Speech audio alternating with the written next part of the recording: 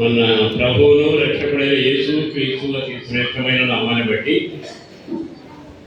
దేవుని మాటలు వినడానికి, దేవుని ఘనుడుగా ఆరాధించడానికి, ఆయన రాత్రి సిద్ధపరిచిన దీవెనలో పొందడానికి విచ్చేసిన దేవుని జనాంగమైన మీ అందరికీ పేరు పేరున హృదయపూర్వక వందనాలు.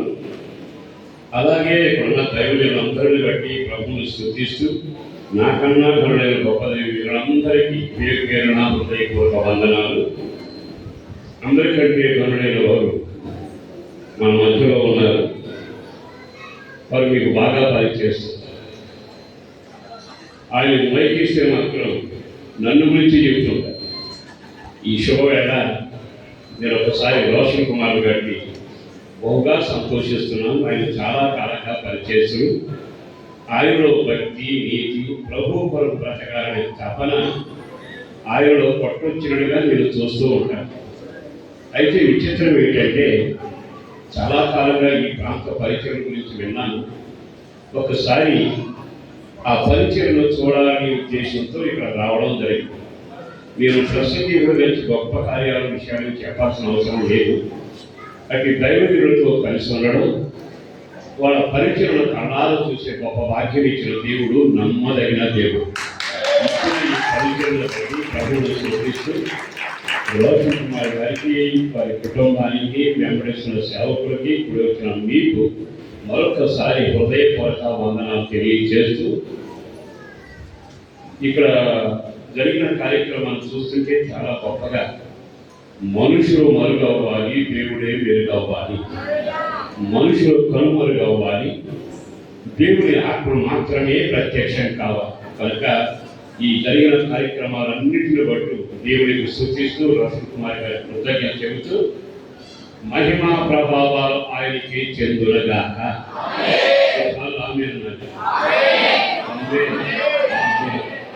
కొద్దిసేపు దేవుడి వాక్యాలు విందాం. దేవుడి మాట జీవం కలిగింది, దేవుడి మాట శక్తి కలిగింది. మన దేవుడు మాట్లాడతాడు, మన దేవుడు ప్రేమిస్తాడు, బోధన మోస్తాడు, అంతం వరకు నడిపిస్తాడు. ఆయన మనకు దేవుడైనందుకు గర్వపడాలి, అసహ్యపడాలి, ఆయన కొరకు బ్రతకడమే నా కర్తవ్యమే ఉండాలి. దినవృత్తాంతాల రెండవ గ్రంథం 2వ అధ్యాయము మొదటి వాక్యాన్ని జాగ్రత్తగా గమనిద్దాం. చదవగలిగిన వారికే చదవండి. దినవృత్తాంతాల 2వ గ్రంథం మొదటి అధ్యాయము మొదటి వాక్యం. దావీదు కుమారుడైన సొలొమోను తన రాజ్యమందు స్థిరపరచబడగా అతని దేవుడైన యెహోవా అతనితో కూడా ఉండి అతనిని బహుగనుడైన రాజుగా చేశాను. నేను కూడా చదువుతాను, మీరు జాగ్రత్తగా చూడండి. దావీదు కుమారుడైన సొలొమోను తన రాజ్యమందు స్థిరపరచబడగా అతని దేవుడైన యెహోవా అతనితో కూడా ఉండి అతనిని బహుగనుడైనగా రాజుగా చేశాను. ఇక్కడ సొలొమోను చరిత్ర రాయబడింది. మీలో చాలా మంది సొలొమోను గురించి ఎరుగుతారు. ఆ సొలొమోను దావీదు కుమారుడు.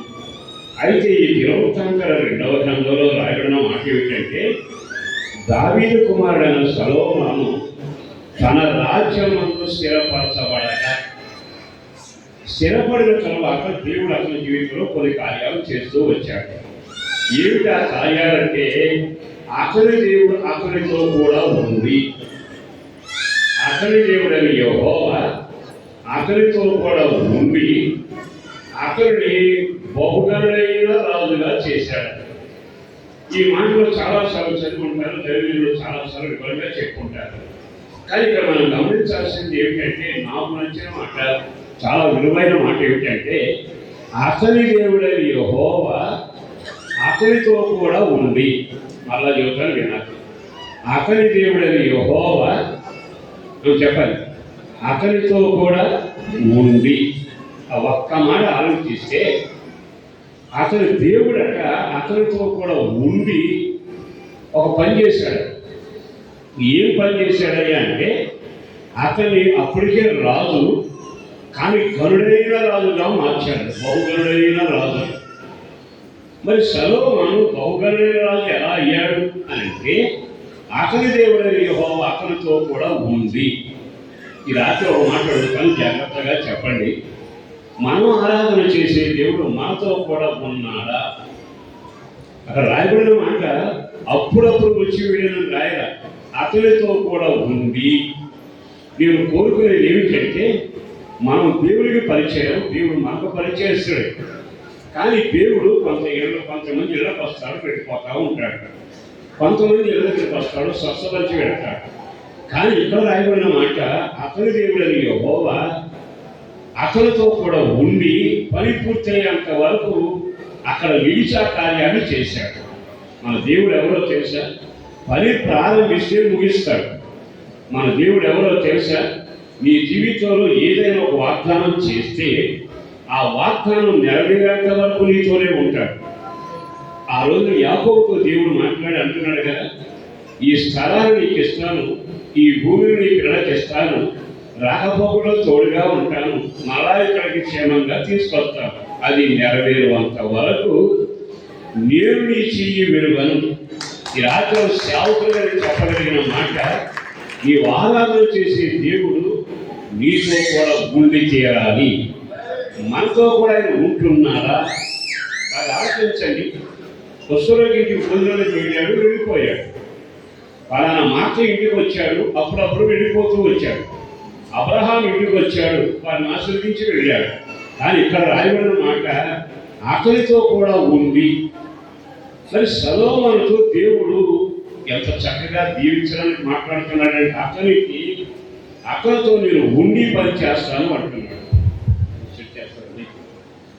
ఒక క్షణం జాగ్రత్తగా గమనిస్తే అతని దేవుడైన యెహోవా అతనితో కూడా ఉంది. ఈ రాత్రి నేను చెప్పాలనుకున్న ప్రాముఖ్యమైన విషయం ఏంటంటే, మనం ఆరాధన చేసే దేవుడు మనం చేతులెత్తి ఆరాధన చేసి ప్రార్థన చేసి మొక్కుబడులు ఇచ్చి నేను క్రైస్తవులని చెప్పుకున్న మన జీవితంలో ఆయన మనతో కూడా ఉంటూ మనల్ని ఒక స్థాయికి నడిపించేంత వరకు సొలొమోను రాజే, కానీ అతను బహుగరుడైన రాజు చేసేంత వరకు అతనితో కూడా ఉండేను. మరి ఈ రాత్రి మనం ఆరాధన చేస్తున్న దేవుడు మనతో కూడా ఉండి మనకు చేసిన వాగ్దానం నెరవేరుస్తున్నాడా? మన జీవితాన్ని ఆశీర్వాదకరంగా మారుస్తున్నాడా? కొంచెం జాగ్రత్తగా వినండి. ఈ వాక్కులు చాలాసార్లు చదివారు, కానీ ఎందుకో పరిశుద్ధాత్మ దేవుడు ఒక తేటగా మాట్లాడుతున్న వేళ అతని దేవుడు అతనితో కూడా ఉంది. ఇప్పుడు నేను కొన్ని విషయాలు చెప్తాను, జాగ్రత్తగా వినండి.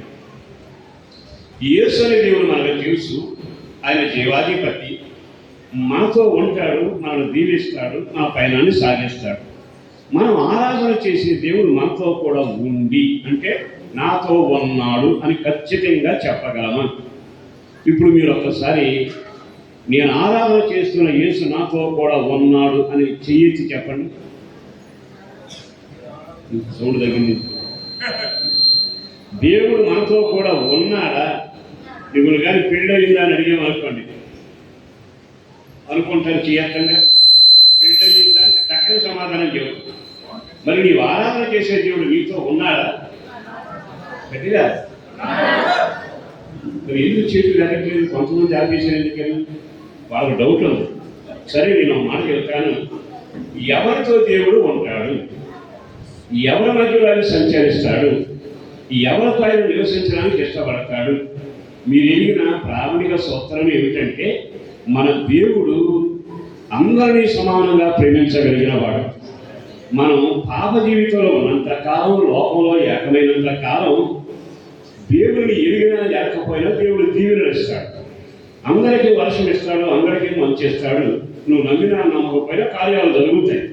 కానీ మనం పాపులమని, పాపంలో వచ్చే జీవితం మరణమని, అది ఆరు ఎక్కడికి వెళ్ళే పయనమని ఈ రోజు నువ్వు గమనించి యేసుక్రీస్తు రక్తం ద్వారా కడగబడి నమ్మి బాప్తిసం పొంది దేవుని సన్నిధిలో నీవు నిలవగలిగితే ఆయన తప్పనిసరిగా కడగబడిన వారి జీవితాల్లో తప్పకుండా ఆయన నిలిచి ఉంటాడు. ఇంకో మాట కూడా చెబుతాడు. ఓసారట ఓ చిన్న సంఘటన జరిగింది. అదేమిటంటే ఇశ్రాయేలు ఐగుప్తు నుంచి బయలుదేరి వచ్చారు. ఆ బయలుదేరి వచ్చాక 400 పైగా సంవత్సరాలు పడా దెబ్బలు తిన్నారు, కష్టాలు పాలయ్యారు, వేదనలు వేయించారు, పిల్లలను పెంచుకునే స్థితి కూడా లేకుండా అయిపోయింది. కానీ ఏడ్చిన ఏడుపు తగ్గట్టుగా ఆయన మోషేను పంపించి గొర్రె పిల్ల రక్తాన్ని చిందించి ద్వారబంధాల మీద పూసి ఆ తర్వాత వారు విడుదల చేసి తీసుకొని వచ్చాడు. ఆ వస్తున్న వాళ్ళు 12 గోత్రికులు. ఆ 12 గోత్రికులలో కూడా ఒక అతనికి ఒక ఆలోచన వచ్చింది. ఏమైనా ఆలోచన వచ్చిందంటే, ఈ 44 ఏళ్ళు పరదాని బాధలో పడ్డామే, ఆ కనికరం కలిగిన దేవుడు మనం ఈ విధంగా ఆదరించి కృప చూపి విడుదల చేశాడు కదా, నాకు ఆ దేవుడు నాతో ఉండాలి, నేను ఆ దేవుడితో ఉండాలి అని ఆలోచన కలిగింది. మిగిలిన వాళ్ళంతా ఉన్నారు 12 మంది అందరూ, వాళ్ళెవరికి ఇక్కడ ఆలోచన కలగదు. కానీ ఇతర ఆలోచన పడిన వెంటనే యోచించింది ఏమిటంటే, విడిపించిన దేవుడు ఆయన, రక్షించే దేవుడు ఆయన, మా శాపాన్ని కొట్టివేసిన వాడు ఆయన, మమ్మల్ని ప్రేమతో అలింగనం చేసుకున్నవాడు ఆయన, మా మనుగడకు తండ్రిగా ఉండి నడిపించిన వాడు ఆయన. ఆయనే లేకపోతే మాకు ఈ విడుదల నెమ్మది లేదు కదా. కనుక వెండున్నా లేకపోయినా, బంగారం ఉన్నా లేకపోయినా, పదిలమైన గూడున్నా లేకపోయినా, వెంటబడే జనమున్నా లేకపోయినా దేవుడు నాతో ఉండాలి అని ఆలోచన కలిగి 114వ కీర్తనలో పెడతాం. కీర్తనాకారుడు రాసిన 114వ కీర్తనలోని మొదటి వాక్యాన్ని జాగ్రత్తగా చదువుతాం.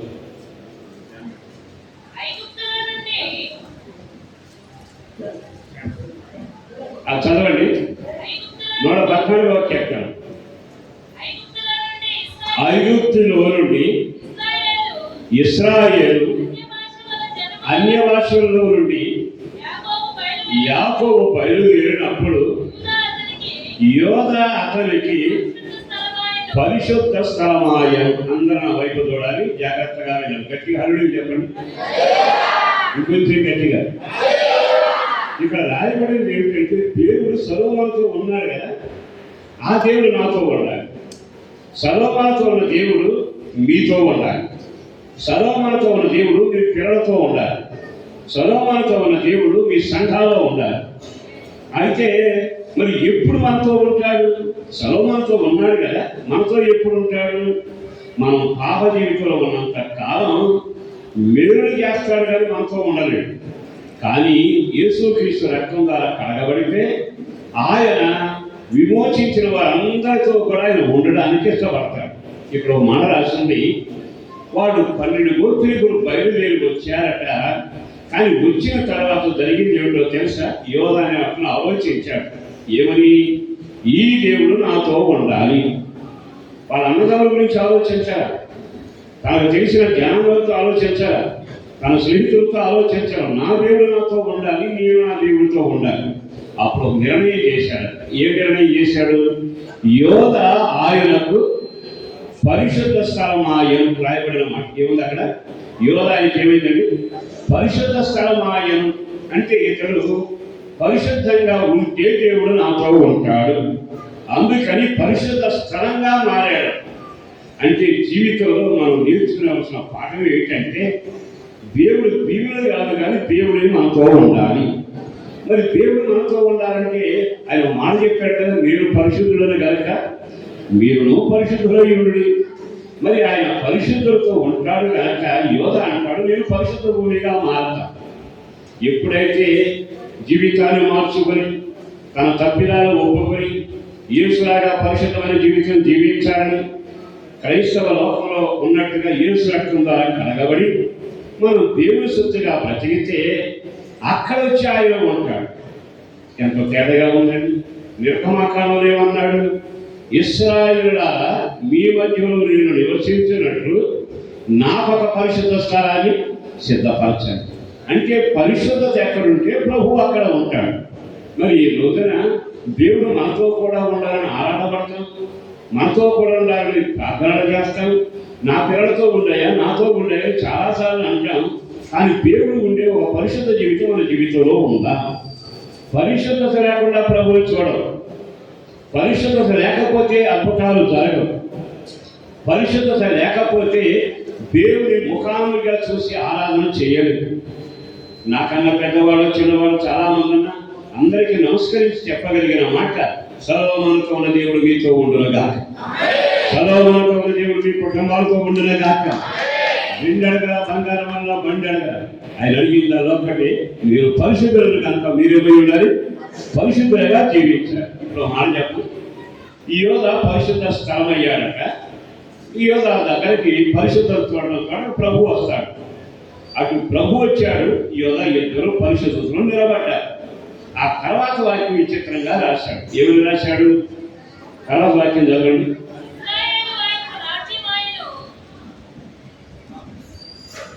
ఇట్లా మాకే చెప్పు.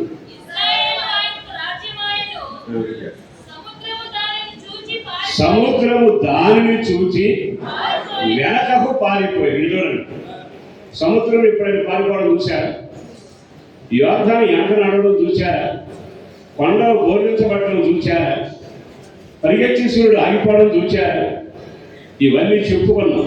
అని విచిత్రం ఏమిటో తెలుసా? సముద్రము దానిని చూసిందట.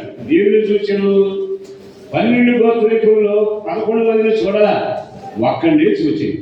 అతను ఎవరో తెలుసా? దేవునికి పరిశుద్ధమైన జీవితంగా మారాడు, పరిశుద్ధ స్థలంగా మారాడు. ఎక్కడ పరిశుద్ధత ఉంటే ప్రభు అక్కడ నిలబడ్డాడు. నిలబడగానే సముద్రము దానిని చూచి పారిపోయాను. ఈ రోజున ఓ సేవకుడిగా చెప్పగలిగిన మాట, సముద్రాలు లేవు కానీ సముద్రాలు సమస్యలు ఉన్నాయి, శాపం ఉంది, కన్నీడు ఉంది, నష్టం ఉంది, దరిద్రత ఉంది, ఇరుకులు ఉన్నాయి, ఇబ్బందులు ఉన్నాయి. ఇవన్నీ రోజులు నిన్ను చూస్తాయిగా, అవి రోజు నీ మీద పడతాయి. కానీ పరిశుద్ధత ఎక్కడ ఉంటుందో ప్రభు అక్కడ ఉంటాడు. నువ్వు పరిశుద్ధ జీవితాన్ని ప్రారంభించి కడగబడిన అనుభవాలకు వస్తే దానిని చూసిన సముద్రము వెనక పారిపోయినట్టుగా నీ సమస్యలు, నీ పరిశుద్ధతను చూసి వెనక్కి వెళ్ళిపోవలగాక. ఒకసారి ఆలోచిస్తే సముద్రమే పారిపోయింది. ఎవరిని చూసి? ఒక గోత్రికుడు చూసి, ఒక యోధాని చూసి. ఎందుకని? ఆ యోధా పక్కన ప్రభు ఉన్నాడు. వీళ్ళందరూ పరిశుద్ధులు కనబడతా ఉన్నారు. ఈ రోజు మీ మీద సమస్యలు వస్తాయి, కన్నీళ్ళు వస్తాయి, ఇరుకులు వస్తాయి, ఇబ్బందులు వస్తాయి. కానీ వాటిని చూసిన తర్వాత అది మీ మీద పడకూడదు, అది నిన్ను చూసి పారిపోవునగా. ఈ అనారోగ్యం నిన్ను చూసి పారిపోవునగా, ఈ శాపను చూసి పారిపోవునగా, నీకున్న నష్టం వదిలి వెళ్ళిపోవునగా. అది చూసినప్పుడు నీవు పరిశుద్ధులుగా కనపడాలి. పరిశుద్ధులైన దేవుడు నీతో ఉండడం, అవి నిన్ను చూచి పారిపోవునగాక. మరి ఈ మాట విన్నాక మరి సమస్యలు వచ్చాయి, సంవత్సరం అంతా ఎడుద్దామా, నష్టాలు వచ్చాయి, కన్నీళ్ళు వచ్చాయి, నా రాకెలా ఉంది అనకుండా మనం యోధాలాగా పరిశుద్ధంగా వచ్చింది బాగుంటుందిగా. పరిశుద్ధత కూడా ప్రభు ఉంటాడు, ప్రభు ఉంటాడు, పరిశుద్ధత ఉంటుంది. అక్కడ ఏ సమస్య అయినా ముందుకు రాక వెనక్కి వెళ్ళిపోవునగాక. వీళ్ళు మనం చెప్తాను, దేవుడు మనతో కూడా ఉండాలని మొదలు పరిశుద్ధ జీవితం. రెండో మాట చెప్పను, నువ్వు ఎప్పుడైతే యేసుక్రీస్తుని అంగీకరించి దేవుని బిడ్డగా మారి ఆయన వాక్యానుసారంగా జీవిస్తున్నావో అక్కడ విచిత్రమైన మాట చెప్పాలి. అదేమిటో తెలుసా? ఎప్పుడైతే నువ్వు ప్రభుతో జీవిస్తూ దేవుడు నీతో కలిసి జీవిస్తా ఉన్నాడు, అక్కడ మాట ఏమో తెలుసా? 2 ముగ్గురు ఎక్కడ కూడి ఉంటారో ప్రభు అక్కడ ఉంటాడు. ఆమె చెప్పండి. 2 ముగ్గురు ఎక్కడ కూడి ఉంటే ప్రభు అక్కడ ఉంటాడు. మరో మాట చెప్పండి, యేసుతో మనం కలిశాక నేను నిజమైన ద్రాక్షావళిని, మీరు తీయరు అంటే తీగే ద్రాక్షావళి విడిపోదు. ఆ రెండు ఎప్పుడు ఐక్యపడే ఉంటాయి. యేసుతో నీవు ఐక్యపడాలి, వాక్యంతో నీవు ఐక్యపడాలి, పరిశుద్ధాత్మతో ఐక్యపడాలి, నిన్ను నడిపిస్తున్న సేవకులతో ఐక్యపడాలి. దేవుని ఆత్మ నడిపింపు గద్దింపులకు నీవు లోబడి ఆయనతో ఐక్యపడితే నీ సంఘంలో ఉన్న వాళ్ళతో కలిసి మోకరించి ప్రార్థన చేయగలిగితే ఆయన అక్కడ ఉంటాడు గనక నీ జీవితంలో సమస్యలన్నీ వెనక్కి వెళ్ళిపోవునగాక. దేవుడని యెహోవా నాతో ఉండాలి, నాతో ఉండాలి, గుడి కడుతున్నావు, ఉపవాసాలు చేస్తున్నావు, గుడి మీద గంటలు మోగిస్తున్నావు, కానీ ప్రభు నీతో ఉండడం లేదుగా. ఒకటి కడగబడిన జీవితమే పరిశుద్ధత ఆరంభం. రెండవది దేవునితోనూ సేవకులతోనూ సంఘంతోనూ పరిశుద్ధతోనూ ఐక్యపడి ఎక్కడైతే ఆయన సన్నిధికి అవకాశం కలిగిస్తావో ఆయన వచ్చి నిలబడతాడు. తప్పనిసరిగా నీ జీవితంలో గొప్ప కార్యాలు జరుగుతాయి. మూడో మాట చెప్పండి, ఎప్పుడైనా ప్రభు నీతో ఉండాలి అని కోరుకుంటే మూడో పని నువ్వు చేయగలగాలి. ఆ మూడో పని ఏమిటో తెలుసా? ప్రభువా, ఇంతకాలం నా ఇష్టం నెరవేర్చాను, ఇంతకాలం నాకు తోచినట్టు నడిచాను, ఇక మీదట నీ చిత్తమే నా జీవితంలో నెరవేరుగాక. ఆయన ప్రార్థన చేసి ప్రార్థన నేర్పాడుగా, ప్రభువా, పరలోకమందున్న తండ్రి, నిశ్చయముగా పరలోకమందు నీ చిత్తం నెరవేర్చబడినట్లు భూమి మీద నీ చిత్తం నెరవేర్చబడదుగా. మీరు సేవకులైనా, మీరు విశ్వాసులైనా, ఒకవేళ సంఘ పెద్దలైనా, అభిమాన క్రైస్తవులైనా, నేను సేవకుడిగా చెప్పగలిగిన మాట, ప్రభు నీతో ఎల్లకాలం ఉండాలి అంటే నువ్వు దేవుని చిత్తం చేసే వ్యక్తి అయి ఉండాలి. చాలాసార్లు మన సొంత ఆలోచన ప్రకారం చేస్తూ ఉంటాం. మన సొంత ఆలోచనలతో చేస్తే నష్టం వాటిల్లుతుంది, కన్నీళ్లు ఏకమవుతాయి, జీవితం తారుమారవుతుంది, వ్యాధులను సొత్తు అవుతుంది. కానీ నీవు దేవుని వాక్యం దగ్గర మోకరించి 5వ కీర్తనలు అంటాడు కదా, ఉదయమున నేను మోకరించి ప్రార్థన సిద్ధం చేసుకుని నీ కొరకు కనిపెడుతున్నానయ్యా, నీ ఉపదేశం కొరకు ద్వారం దగ్గర ఉన్నాను అని నీవు ఎప్పుడైతే మోకాళ్ళ మీదకి వస్తావో ఆ రోజు ఆయన తన చిత్తాన్ని నీకు బోధిస్తాడు.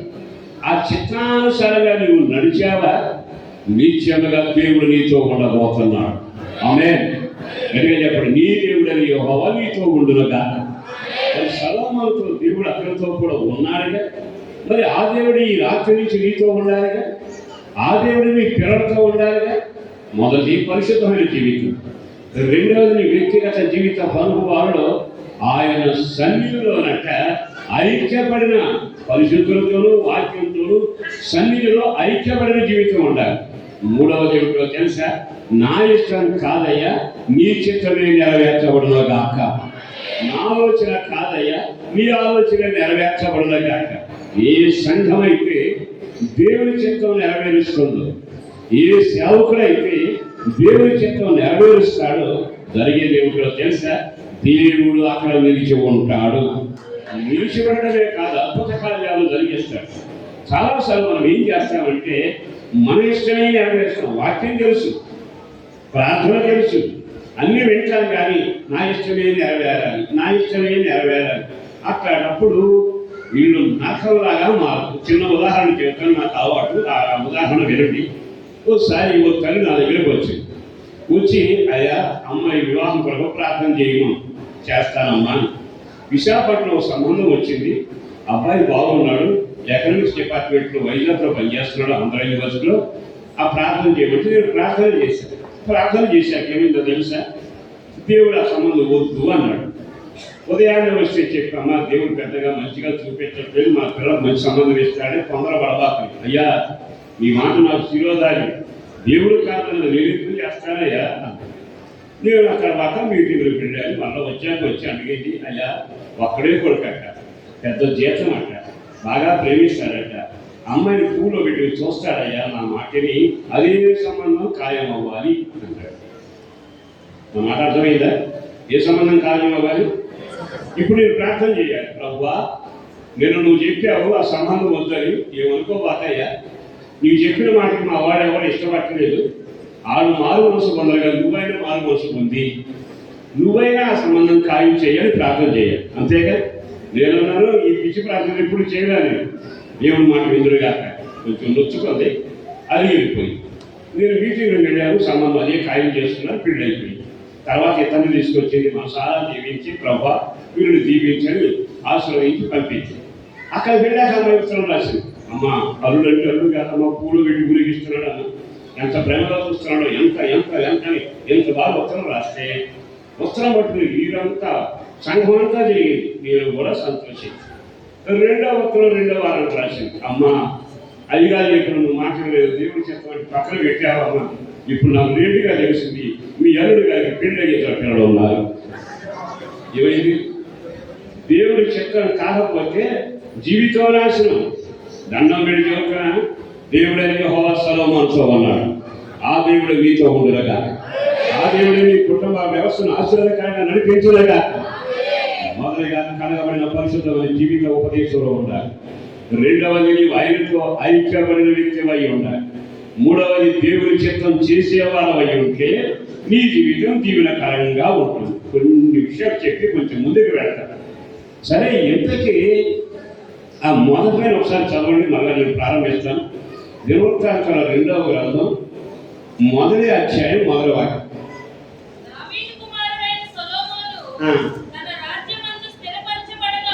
స్థిరపరచబడగా అతని దేవుడైన యెహోవా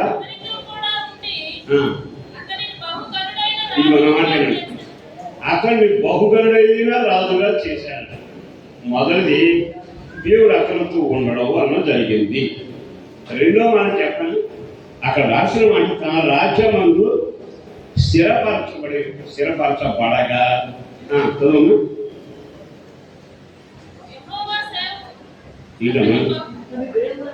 యెహోవా తన రాజ్యమందు స్థిరపరచబడగా. నా వైపు చూడాలి మీరు జాగ్రత్తగా. అక్కడ రాయవలసిన మాట ఏమిటంటే దేవుడైన యెహోవా అతనితో ఉన్నాడు, గుండె అతను స్థిరపరిచాడని రాసిందా? స్థిరపరిచాక దేవుడు అతను తోడై ఉన్నాడా? చదవండి, ఆ వాక్యం చదవండి.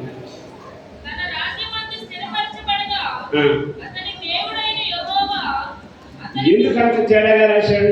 మనం అందరం ప్రార్థన చేస్తాం, నన్ను స్థిరపరిచేయ, నా కుటుంబాన్ని స్థిరపరిచేయ, నా వ్యాపారాన్ని స్థిరపరిచేయ, నా పరిచయాన్ని స్థిరపరిచేయ, నా చేతి పని స్థిరపరిచేయ. కానీ ఎక్కడ రాయబడింది దేవుడు తెలుసా? స్థిరపడ్డ తర్వాత దేవుడు అసలు తోడుగా ఉన్నాడు. మనం ఇప్పుడు సొలొమోను రాజ్యంలో సంఘంలో ఉన్నాం. సంఘంలో మనం అందరం చేర్చబడ్డాం. ఈ సంఘం ఒక ఘనమైన పరిచర్య. రేపటి రోజున తేజో వాసుల స్వాస్థ్యంతో ఎక్కబడ్డాక నిత్యత్వంలో నిలబడబోతున్నాం. మచ్చ కలిగిన ఈ లేకపోతే భయంకరమైన కళంకం కలిగిన సంఘం కాదు. ఈ తేజో వాసుల స్వాస్థ్యం బహుఘనమైన దీవెనకరమైన స్థాయికి వెళ్ళబోతాము. నేను క్లుప్తంగా చెప్పగలిగిన మాట మీరు మరలా వాక్యాన్ని కొంచెం అర్థం చేసుకోనండి. స్థిరపడిన తర్వాత దేవుడు తోడై ఉన్నాడు. అందరూ ఆమేనండి. దీని తర్వాత నువ్వు స్థిరపడిన తర్వాత దేవుడు తోడై ఉంటాడు. మన దేవుడు ఏమిటి? నన్ను స్థిరపరిచాయాలి. అది దేవుడు అట్లా నువ్వు స్థిరపడు. ఇప్పుడు సంఘం గురించి చెప్తాను వినండి. సంఘంలో మనం స్థిరపడిన తర్వాత దేవుడు మనకు తోడై ఉంటాడు. మొదట వాక్యంలో స్థిరపడాలి, ప్రార్థనలో స్థిరపడాలి, పరిచర్యలో స్థిరపడాలి, సేవకులు వెంబడించడంలో స్థిరపడాలి, మనం దేవుడితో నడవడం స్థిరపడాలి. మీరు అడుగుతారు, మీరు ఏమనుకోకుండా జాగ్రత్తగా సమాధానం చెప్పండి. మనం సంఘంలో స్థిరపడ్డామా? విశ్వాసంలో స్థిరపడ్డామా? ప్రార్థనలో స్థిరపడ్డామా? సహవాసంలో స్థిరపడ్డామా? నువ్వు స్థిరపడితే దేవుడు నీకు తోడు ఉండబోతున్నాడు. మనం ఏమంటాం తెలుసా? ప్రభు అది కూడా నువ్వే చూసుకోనైనా, నువ్వే స్థిరపరచు అంటావు. కానీ అది కాదుగా. మరి సంఘంలో మీరు స్థిరంగా ఉన్నారా? మీరు నాకు చాలా కొత్తవాడు. ఆ దైవజనుడు పిలుపు మేరకు మిమ్మల్ని చూసే అవకాశం కలిగింది. అయితే మనం సంఘంలో స్థిరంగా ఉన్నామా? విశ్వాసంలో స్థిరంగా ఉండాలి, పరిశుద్ధతలో స్థిరంగా ఉండాలి, ప్రార్థనలో స్థిరంగా ఉండాలి, సహవాసంలో స్థిరంగా ఉండాలి. ఎప్పుడైతే మనం స్థిరంగా ఉంటామో మన జీవితానికి దేవుడి తోడు దిగి వస్తుంది. దేవుడు మనతో కూడా ఉంటాడు. ఇక్కడ మనం చెప్పండి, స్థిరంగా లేకపోతే మనుషులు సంఘంలో ఏమవుతారో తెలుసా? అటు ఇటు పరిగెత్తుతారు. మీరు చాలామంది మొక్కలు నాటుంటారు. నాటండి. మీరు నాటిన మొక్క 2 నెలలకి కానీ 6 నెలలకే కానీ ఎప్పుడన్నా అర్జెంటుగా బయలుదేరేది గుంటూరుకి వెళ్ళి టీ తాగొస్తుందా? మీరు నాటిన మొక్క గుంటూరు వెళ్ళి టీ తాగొస్తుందా? మాట్లాడండి. నా తెలుగు అర్థమవుతుంది. ఆ టీ తాగుతుందంటే ఆ మొక్క ఏమన్నా తెలుసా? మీరు నాటబడ్డాను, మీరు ఎక్కడికే వెళ్ళడానికి అవకాశం లేదు, ఇక్కడే ఉంటారు. అంటే మొక్క తెలిసింది ఏమిటంటే నన్ను నాటబడింది ఎక్కడ చెక్కబడ్డాను, ఎక్కడ రక్షించబడ్డాను, ఎక్కడ నేను నాటబడ్డాను అక్కడే ఆ చెట్టు నిలబడి ఉంటుంది. మరి చెట్లు చూస్తే స్థిరంగా ఉంటుంది. సంఘంలో సభ్యులు ఎందుకని అటు ఇటు పరిగెత్తున్నారు? మా సంఘాన్ని గురించి అసలు మీ గురించి కాదు కానీ మా సంఘంలో ఎప్పుడైనా ఒక పాట ఇవ్వకపోయేమంటే అడిగిపోతారు. పాట ఇవ్వలేదు అనుకోండి, ఇదే సంఘం ఈనాడు పాస్టర్ గారు ఆ సంఘానికి వెళ్తే పాట ఇస్తారు, మైక్ ఇస్తారు, పెద్ద సీట్ వేస్తారు, గణపరుస్తారు. అంటే ఇది స్థిరపడిన సంఘమేనా, స్థిరపడిన విశ్వాసమేనా? బైబిల్లో ఏమో తెలుసా, పౌలు మాట్లాడతాడు, నేను యేసు రక్తం ద్వారా కడగబడ్డాను, యేసు ప్రేమను అనుభవించాను, కరువైనను ఖడ్గమైనను వస్త్రహీనతైనను ఏది వచ్చినా క్రీస్తు ప్రేమ నుండి నన్ను ఎవరు వేరు చేయలేరు, నన్ను ఎవ్వడూ కదిలించాడు. మరి ఈ రోజున పాట ఇవ్వకపోతే అరిగిపోయి, మాట్లాడకపోతే అరిగిపోయి, మా సంఘాల్లో నేను వెడతా అప్పుడు పలకరించుకోవడం పలకరించలేదు అనుకోండి, అయ్యారు మనం కనపడము, పక్కన కనపడతారు. స్టార్ట్ అయిపోయింది. ఆ తర్వాత ఈ చెట్టు పోయేది పోదు, ఇద్దరు ఊకెళ్తుంది. చెట్టు బీకేమనుకున్నాడు, పక్క చెట్టు వేడుకోవడం అంటే అర్థం ఏంటి? నువ్వు స్థిరపడ్డావు, దేవుడు నాకు తోడుగా ఉన్నాడు. సొలొమోనుకు తోడైన దేవా నాకు తోడయ్యి, సొలొమోనుకు తోడైన దేవా నాకు తోడయ్యి అంటున్నావు, కానీ నువ్వు స్థిరపడ్డావా? శ్రమలో రాని బైబిల్ లేఖంలో కనబడుతుంది. ఏవుకు వచ్చిన శ్రమలు ఎవరికి రాలేదు. అతగాడు అంటాడు కదా, యెహోవా ఇచ్చను యెహోవా తీసుకెళ్ళను, నేను స్థిరమగానే ఉంటాను. బైబిల్ లేఖంలో కీర్తనకారుడు ఏమన్నా తెలుసా? నా ప్రాణమా, నాలో నీవెందుకు కందాలు పడుతున్నావు? ఇంకా నేను ఆయన ఎందే నిరీక్షణ ఉంచుతాను, ఇంకా ఆయన వరకే కనిపెడతాను. ఆయన ఎప్పటికైనా నాకు మేలు చేస్తాడు. మేలు జరగలేదని, కార్యం జరగలేదని, నాకు నష్టం కలిగిందని నేను కదిలిపోయి ఈరోజు దండం పెడుతున్న సంఘ సభ్యులు మీరంతా ప్రభు రాకడ కొరకు ఆయత్తపరచబడుతున్న విలువైన వ్యక్తులు యేసు రక్తం ద్వారా కడగబడిన మన జీవితంలో దేవుడిని తోడై ఉండాలి అంటే మొదలు పరిశుద్ధత ఉండాలి. రెండవది, నీవు దేవుడితో ఐక్యపడిన ఒక ప్రార్థనాపరుడిగా ఉండాలి. అన్నిటికంటే నీవు ఎవరిపై ఉండాలో తెలుసా? ఆయన చిత్తం నెరవేర్చేవాడిగా ఉండాలి. అన్నిటికంటే నీవు సంఘములో స్థిరపరచబడాలి, పరిశుద్ధతలో స్థిరపరచబడాలి. ఎందుకు ఈసారి మాట చెబుతున్నానో తెలుసా? కొంచెం లాభం కలిగింది అనుకోండి, ప్రభు దగ్గర ఉండేవాడు ప్రభు దగ్గర ఉంటున్నాడా? మీరు చాలా మందికి జరిగిన ఒక సత్యం చెబుతానండి. ఆ రోజు నన్ను నయమాన్ వచ్చాడు. నయమాన్ వచ్చాక దేవుని సేవకుల మాట వెళ్ళాడు, బాగుపడ్డాడు, బతికి బట్ట కట్టాడు. కిందగా దైవజనుడి దగ్గరికి వచ్చి, అయ్యా కానులు తెచ్చానయ్యా, ఈ దుస్తులు తెచ్చాను తీసుకోమంటే దైవజనుడు అంటాడు కదా, ఇవి నాకు అక్కడ తీసుకెళ్ళిపో అని చెప్పి పంపించాడు. పంపించిన తర్వాత నెమ్మదిగా రథం వెళ్ళిపోతాము. ఆయన ఏదో శిష్యుడు అన్నాడు.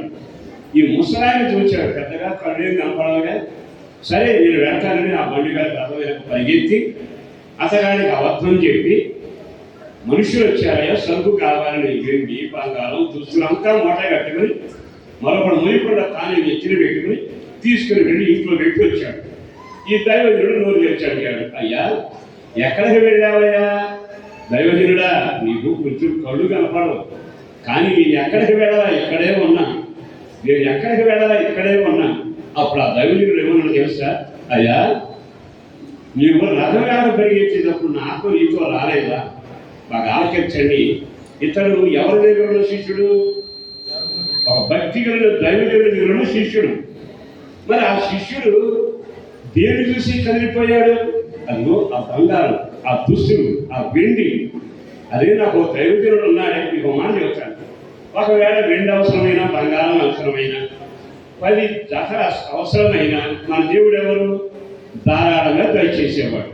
అప్పుడు దేవుని దగ్గర మోకరించి, ప్రభువా మా ఇంట్లో దుస్తులు తక్కువగా ఉన్నాయ్యా, మాకు కావాల్సినంత దుస్తులు లేవు, ఆహారం లేదు, పలానా లేదని అడిగితే మన దేవుడు ఎవరో తెలుసా? అడిగిన దానికంటే, ఊహించిన దానికంటే గొప్ప కార్యాలు చేయగలిగిన వాడు. కానీ దేవుడి దగ్గరే ఉన్నాడు, సేవకుడి దగ్గరే ఉన్నాడు, సహవాసంలో ఉన్నాడు, కలిసి ఉన్నాడు. వీడు చూస్తేనేమో ఇటు కనబడతానే ఉంటాడు, అటు చూస్తేనేమో రథమైన పరిగెత్తానే ఉంటాడు. ఇప్పుడు ఆ సేవకుడు సేవలోనూ సంఘంలో స్థిరపడినట్టేనా? నా మాట అర్థమైందా? ఇప్పుడు మీరు చెప్పండి, అక్కడ స్థిరపడ్డాక కదిలిపోయినట్ట రథమైన పరిగెత్తాడండి. జీవాధిపతి దేవుడు ఇవ్వగలిగిన వాడు, నన్ను నడిపించే సేవకుడు దర్శనం ఉన్నవాడు. ఆయన చెప్పిన మాట తెలుసు, వెళ్ళేటప్పుడు నాకు నీతో వచ్చింది. చాలా సేవకులు తక్కువ వచ్చినా వేస్తారు. సేవకుడు అంటే దర్శనం కలిగిన వాడు, సేవకుడు అంటే పిలుపు ఉన్నవాడు, సేవకుడు అంటే కృప కలిగిన వాడు. ఇక్కడ కళ్ళు మూసుకుంటాడు కానీ సమస్తం దేవుడు అసలు నేర్పిస్తానే ఉంటాడు. ఎందుకో ఈ మాట చెప్పడానికి ఇష్టపడుతూ ఉండగా ఎన్నిసార్లు మన జీవితంలో సహవాసంలో నుంచి, సంఘంలో నుంచి తొలి వెళ్ళిపోతాగా. అక్కడికి వెళ్ళిపోయి ఏదో సాధిద్దామని. అంతెందుకండి, ఇస్కరియోతు ఏదో మీలో చాలా మందికి తెలుసు కదా, యేసుతోనే ఉన్నాడు కానీ ప్రధాన యాజకుడికి వెళ్ళిస్తానే ఉన్నాడు. అంటే యేసుతో ఉన్నవాడే అంత ద్రోహం చేసి స్థిరంగా లేడు. ఈ రోజున దేవుడు నాతో ఉండయా, మా పిల్లలతో ఉండయా అంటున్నావుగా, అయ్యా నా సేవలు స్థిరపరిచయ్యా, నా సంఘాన్ని స్థిరపరిచయ్యా అని అంటున్నావు. కానీ దైవదేవుడి దగ్గర స్థిరంగా ఉన్నావా? దేవుడి చిత్తాన్ని నెరవేర్చడంలో స్థిరంగా ఉన్నావా? నీకు అవసరమైతే మనుషుల మీద కాదు, దేవునిపై ఆధారపడాలి. దేవుని దగ్గర ఆధారపడి అయ్యా నాకు దయచేయి ప్రభు అంటే అందరికి ఇచ్చిన వాడు నీకు ఇవ్వడా? వెండైనా బంగారమైన అడిగిన దాన్ని బట్టి ఎక్కువే ఇస్తాడు. కానీ ఆ సహవాసం ఏమైంది, ఆ సేవకులు వెంబడించడం ఏమైంది? నెమ్మదిగా తండ్రి వెళ్ళిపోయినా, ఇటేమో శిష్యుడు వెళ్ళిపోయాడు, అక్కడేమో ప్రధాన యాజకుడి దగ్గరికి ఇస్కరియోతు ఎలా వెళ్ళిపోయాడు. మరి ఈ రోజున దేవా మాతో ఉండు, సొలొమోనుతో ఉన్న దేవా నాతో ఉండు అని నువ్వు ఎలా చెప్పగా? అలా చెప్పాలి అంటే నీవు మొదట సంఘంలో స్థిరపడదువగా, సహవాసంలో స్థిరపడదువగా, పరిశుద్ధతలో స్థిరపడదువగాక, నమ్మకంలో స్థిరంగా ఉందువగాక, యథార్థమైన జీవితంలో స్థిరంగా ఉందువగాక. ఈరోజు ఎందుకు ఆత్మదేవుడు మాట్లాడుతున్న వేళ జాగ్రత్తగా గమనిస్తే ఇప్పటికీ నీకు అర్థమయ్యింది. గుండె మీద చేయి పెట్టుకుంటే నేను దేవుని సన్నిధిలో స్థిరంగా ఉన్నానా? నేను నిజంగా పరిశుద్ధంగా జీవిస్తున్నానా? నేను నిజంగా దేవుని చిత్తం నెరవేరుస్తున్నానా? మరి దేవుని చిత్తం నెరవేర్చక, సంఘంలో స్థిరంగా లేక, నీవు దేవుని చిత్తానుసారంగా నడవక, దేవా సొలొమోనుతో ఉన్న దేవా నాతో ఉండయా అని అడిగే హక్కు ఎక్కడ ఉంది? ఆ దేవుడు నీతో ఎలా ఉంటాడు? నీకు బాధ కలిగిన, రోషం కలిగిన, ఒక సేవకుడిగా చెప్పగలిగిన మాట, మొదట మీరు స్థిరపరచబడుదురుగా. పక్కన ఒక మాట చెప్పండి, మొదట మనం స్థిరపరచబడుదురుగా అని చెప్పండి. అందరూ ఒకరితో చెప్పాలి ఆ మాట. ప్రభువునందు మీరు స్థిరపరచబడుదురుగా, మీరు సంఘంలో స్థిరపరచబడుదురుగా, నడకలో స్థిరపరచబడుదురుగా, యథార్థతలో స్థిరపరచబడుదురుగా. ఆ వాక్యం చదువుకోండి. అతడు స్థిరపరచబడగా,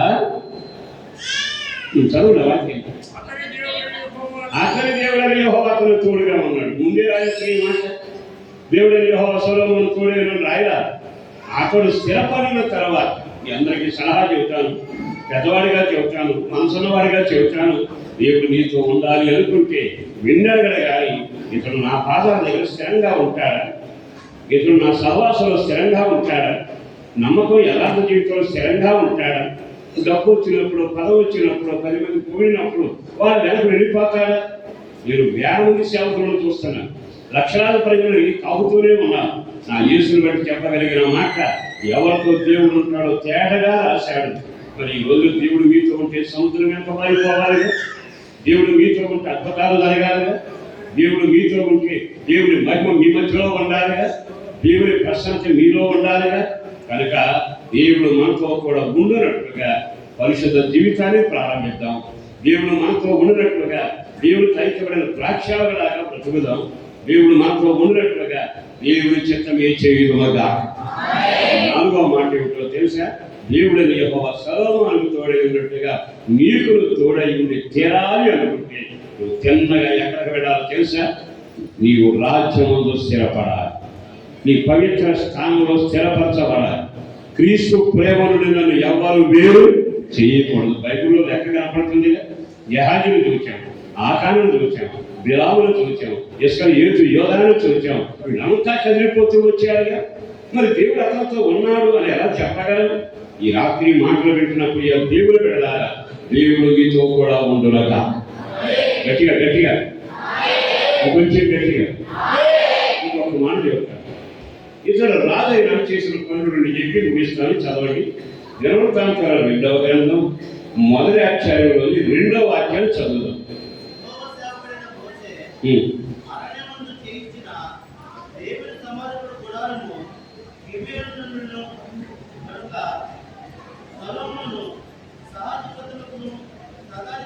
మీరు చెబుతాను, తర్వాత చదవండి. చేతులతో ఒకసారి గట్టిగా హరి చెబుతారా? ఇప్పుడు వినండి. సొలొమోను రాజయ్యాడు. రాజైన తర్వాత రథాలు ఎన్ని ఉన్నాయి, సొమ్ము ఎంత ఉంది, ఆయుధాలు ఎన్ని ఉన్నాయి, మన రాబడి ఎంత, వెండి బంగారం ఎంత లెక్కలు చూడాలి, అని లెక్కలు చూడాలి. ఇతను రాజైన వెంటనే ఒక ఆలోచనకు వచ్చాడు. ఏ ఆలోచన తెలుసా? అరణ్యంలో మన పితరులు నడిపించిన దేవుడు ఉన్నాడు కదా, అరణ్యంలో మన ప్రజలు నడిపించేటప్పుడు గుడారం ఒకటి ఉండేది కదా, ఆ గుడారంలో ప్రత్యక్ష గుడారంలో బలిపీఠం ఉండేది, దీపస్తంభం ఉండేది, మందసం ఉండేది, అన్ని సామాన్లు ఉన్నాయి కదా. ఇప్పుడు ఆ ప్రత్యక్ష గుడారం ఎక్కడుంది? నడిపించిన ఆ గుడారం ఎక్కడుంది? నడిపించిన సామాగ్రి ఎక్కడుంది? బాగా ఆలోచించండి. రాజైన వెంటనే శత్రువు లేకుండా మనం చంపాలని ఆలోచించాలి. నా బలం ఎంత, నా రథాలు లెక్క చూడాలి, తన ఐశ్వర్యం ఎంత లెక్క చూడాలి, ధనాగాలు సొమ్ము ఎంత లెక్క చూడాలి. తన ఆలోచన ఏమిటంటే, నన్ను నడిపించిన, మా పితరులను నడిపించిన ఆ గుడారం నాకు కావాలి, ఆ గుడారం దగ్గరికి మీరు వెళ్ళాలి. అప్పుడు అడిగితే వాళ్ళంతా చెప్పారు, అయ్యా గిబియోను పట్టణం ఉంది, ఆ గిబియోను పట్టణంలో మీ సామాన్యాన్ని తీసుకెళ్ళి అక్కడ పెట్టారయ్యా. ప్రత్యక్ష గుడారంలో సామాన్లు, మందసం అక్కడే ఉంది, బలిపీఠం అక్కడే ఉంది, ఇక్కడ గంగాళం ఉంది, సరికంతా అక్కడే ఉందయ్యా అని చెప్పారు. వెంటనే ఈ సొలొమోను ఏం చేశాడో తెలుసా? అక్కడ నీ దేవుడు గరుడైన రాజుగా ఎందుకు చేశాడో చెబుతున్నాడు. గరుడైన రాజుగా కాదు, గరుడైన రాజుగా చేశాడు. మీరు విశ్వాసులుగా కాదు, గొప్ప విశ్వాసులుగా, పోరాట యోధులుగా ఉండాలి. మీరు ప్రార్థనా పరులు కాదు, పరిశుద్ధాత్మలో ప్రార్థన చేసేవాళ్ళని ఉండాలి. మీరు ఎవరై ఉండాలి తెలుసా? పరిశుద్ధమైన కాదు, అతి పరిశుద్ధం మీద మీరు కట్టబడాలి. బైబిల్ లేఖనం చెబుతూనే ఉంది. నెమ్మదిగా లేచి 4 పక్కల చూశాడు. ఇక్కడ అధిపతులు ఉన్నారు, అక్కడ సేనాపతులు ఉన్నారు, ఇక్కడ న్యాయాధిపతులు ఉన్నారు, అక్కడ సకల న్యాయస్థానం సంఘ పెద్దలందరూ ఉన్నారు. అప్పుడు అన్నాడు కదా, అయ్యా నేను రాజరకానికి వచ్చాను, సింహాసనం మీద కూర్చుండి ఆ కిరీటం పెట్టుకుని ఊగటానికి నేను ఇష్టపట్టాలా. నేను చేసేది ఏమిటో తెలుసా? మనం నడిపించిన నడిపింపు కొరకు వెళ్తాను. మనం నడిపించిన నడిపింపు ఎక్కడుందో నేను అక్కడికి వెళతాను. నేను గిబియోనికి వెళ్ళాను. అందరూ అమ్మాయి చెప్పండి, పెడితే చెప్పండి. నేను ఎక్కడికి వెళ్తాను ఇప్పుడు? గిబియోన్లో ఏముంది? 437 శ్రమ పడిన తర్వాత పరమకాణాన్ని చేరేంత వరకు నడిపించే దేవుని ప్రశాంతత ఉందగా, దేవుని ప్రత్యక్షత ఉందగా, దేవుని స్వరం ఉందగా, మాట్లాడే దేవుడు అన్నారుగా, ఆయన దగ్గరకు నేను వెళ్ళాలి. ఆగి ఆశించాను. నేనే కానీ రాజునైతే లెక్కలు చూసుకుంటాను. ఎందుకు? మనకు కానీ కొంచెం పెద్ద ఉద్యోగం వచ్చిందనుకో, ఉద్యోగం వచ్చాక అసలు గుడి రావడమే ఆకర్షారు. ఎవరి నీకుండే బాధ, నాకుండే బాధ నీకేం తెలుసండి? ఎంత గొప్ప బాధ్యత పనులు అంటే, దేవుడు ఎప్పుడు కావాలంటే ఖాళీ ఉన్నప్పుడు కావాలి. దేవుడు ఆశ్రయించిన తర్వాత దూరం అవ్వకూడదుగా. కానీ అతను ఏమంటాడు తెలుసా? ఇదంతా నడిపించాలన్నా, ఈ 1,00,000 మందిని న్యాయం చేయాలన్నా, చిన్న వయసులో పరిపాలన చేయాలన్నా, నన్ను నడిపించేవాడు నాకు కావాలి. చెయ్యొచ్చు ఆమెన్ అంటారు. Amen, amen. ఆకాశమున్న దేవుడు తొంగి చూశాడంట. ఆహా, ఇతడేమో స్థిరపడ్డాడా, నేను అతనితో కూడా ఉండే పనులు చేశాడా, ఇప్పుడు గిబియోనికి వెళ్తామంటున్నాడే అంటే తమ పెద్దలు నడిపించిన నడిపింపు కావాలని కోరుకుంటున్నాడు. ఈ రోజున సంఘానికి అవసరం ఏం ఏమిటో తెలుసా? నడిపింపు అవసరం. మనకు ఒక సేవకుడు పెడతాడు, ఆ సేవకుడు నడిపింపులో ఉంటాడు. మనకు వాక్యం ఇచ్చాడు, మాట్లాడే వాక్యం, ఆ వాక్యం నడిపింపులో ఉండాలి. పరిశుద్ధాత్మ ఇచ్చాడు, పరిశుద్ధాత్మ నడిపింపులో ఉండాలి. మీ కుటుంబాన్ని క్షేమంగా నడిపించాలంటే డబ్బు వల్ల కాదు. డబ్బులో అందరూ స్థిరంగా ఉన్నారు. విండుంటే బంగారం ఉంటుంది, కనుక నిండా కనపడదు, 10 రూపాయలు కారు ఉంటుంది, కానీ ఆ ఇంట్లో స్థిరం ఉండదుగా, దీవి ఉండదుగా. మీ కుటుంబాలు నడిపించాలన్నా, మీ వ్యాపారం నడిపించబడాలన్నా, మీ పిల్లలు దీవెనకరంగా ఉండాలి అన్నా, మీ పరిచయం ఆశీర్వాదకరంగా ఉండాలి అంటే మన పితరులను నడిపించిన దేవుడే మనకు కావాలి. మన పితరులను నడిపించిన ఆ నడిపింపు మనం కోరుకోవాలి. ఈ ఉపదేశ క్రమంలో మీరు పెంచబడితే ఎంత దీవెన అంటే అంత దీవెన. పోయేవాళ్ళు అక్కడ బాగాలేదని కనబడిన వాళ్ళందరూ తెలిసి నేను గిబియోనికి పెడుతున్నాను, మీరు రండి. ఆకాశం నుండి దేవుడు చూచాడు, సింహాసనం ఇచ్చాను కానీ పక్కన పెట్టాడు, తల మీద కిరీటం పెట్టాను కానీ పెట్టుకోవాలనుకోవటం లేదు, రాజనందం ఇచ్చాను పట్టుకు తిరగాలనుకోవటం లేదు. అతను రాజుగా చేశాడు కనుక తనిఖీ చేసి సొమ్ము ఎంత ఉందో లెక్క చూడాలనుకోలేదు. కానీ గిబియోనుకు వెళ్ళాలంటున్నాడు కదా, అక్కడికి వెళ్ళి దేవుడు సామాను చూడాలి, అక్కడ నడిపింపుని నేర్చుకోవాలి అని చిన్నగా బయలుదేరాడే. ఆకాశమందుల దేవుడు అంటాడు, ఇతన్ని నేను బహుగరుడుగా రాజుగా చేయబోతాను, బహుగరుడుగా రాజుగా నేను చేయబోతా ఉన్నాను. దేవుడు వెళ్ళాలి. నేను ఆరాధన చేసే స్థలం చిన్న పల్లెటూరు.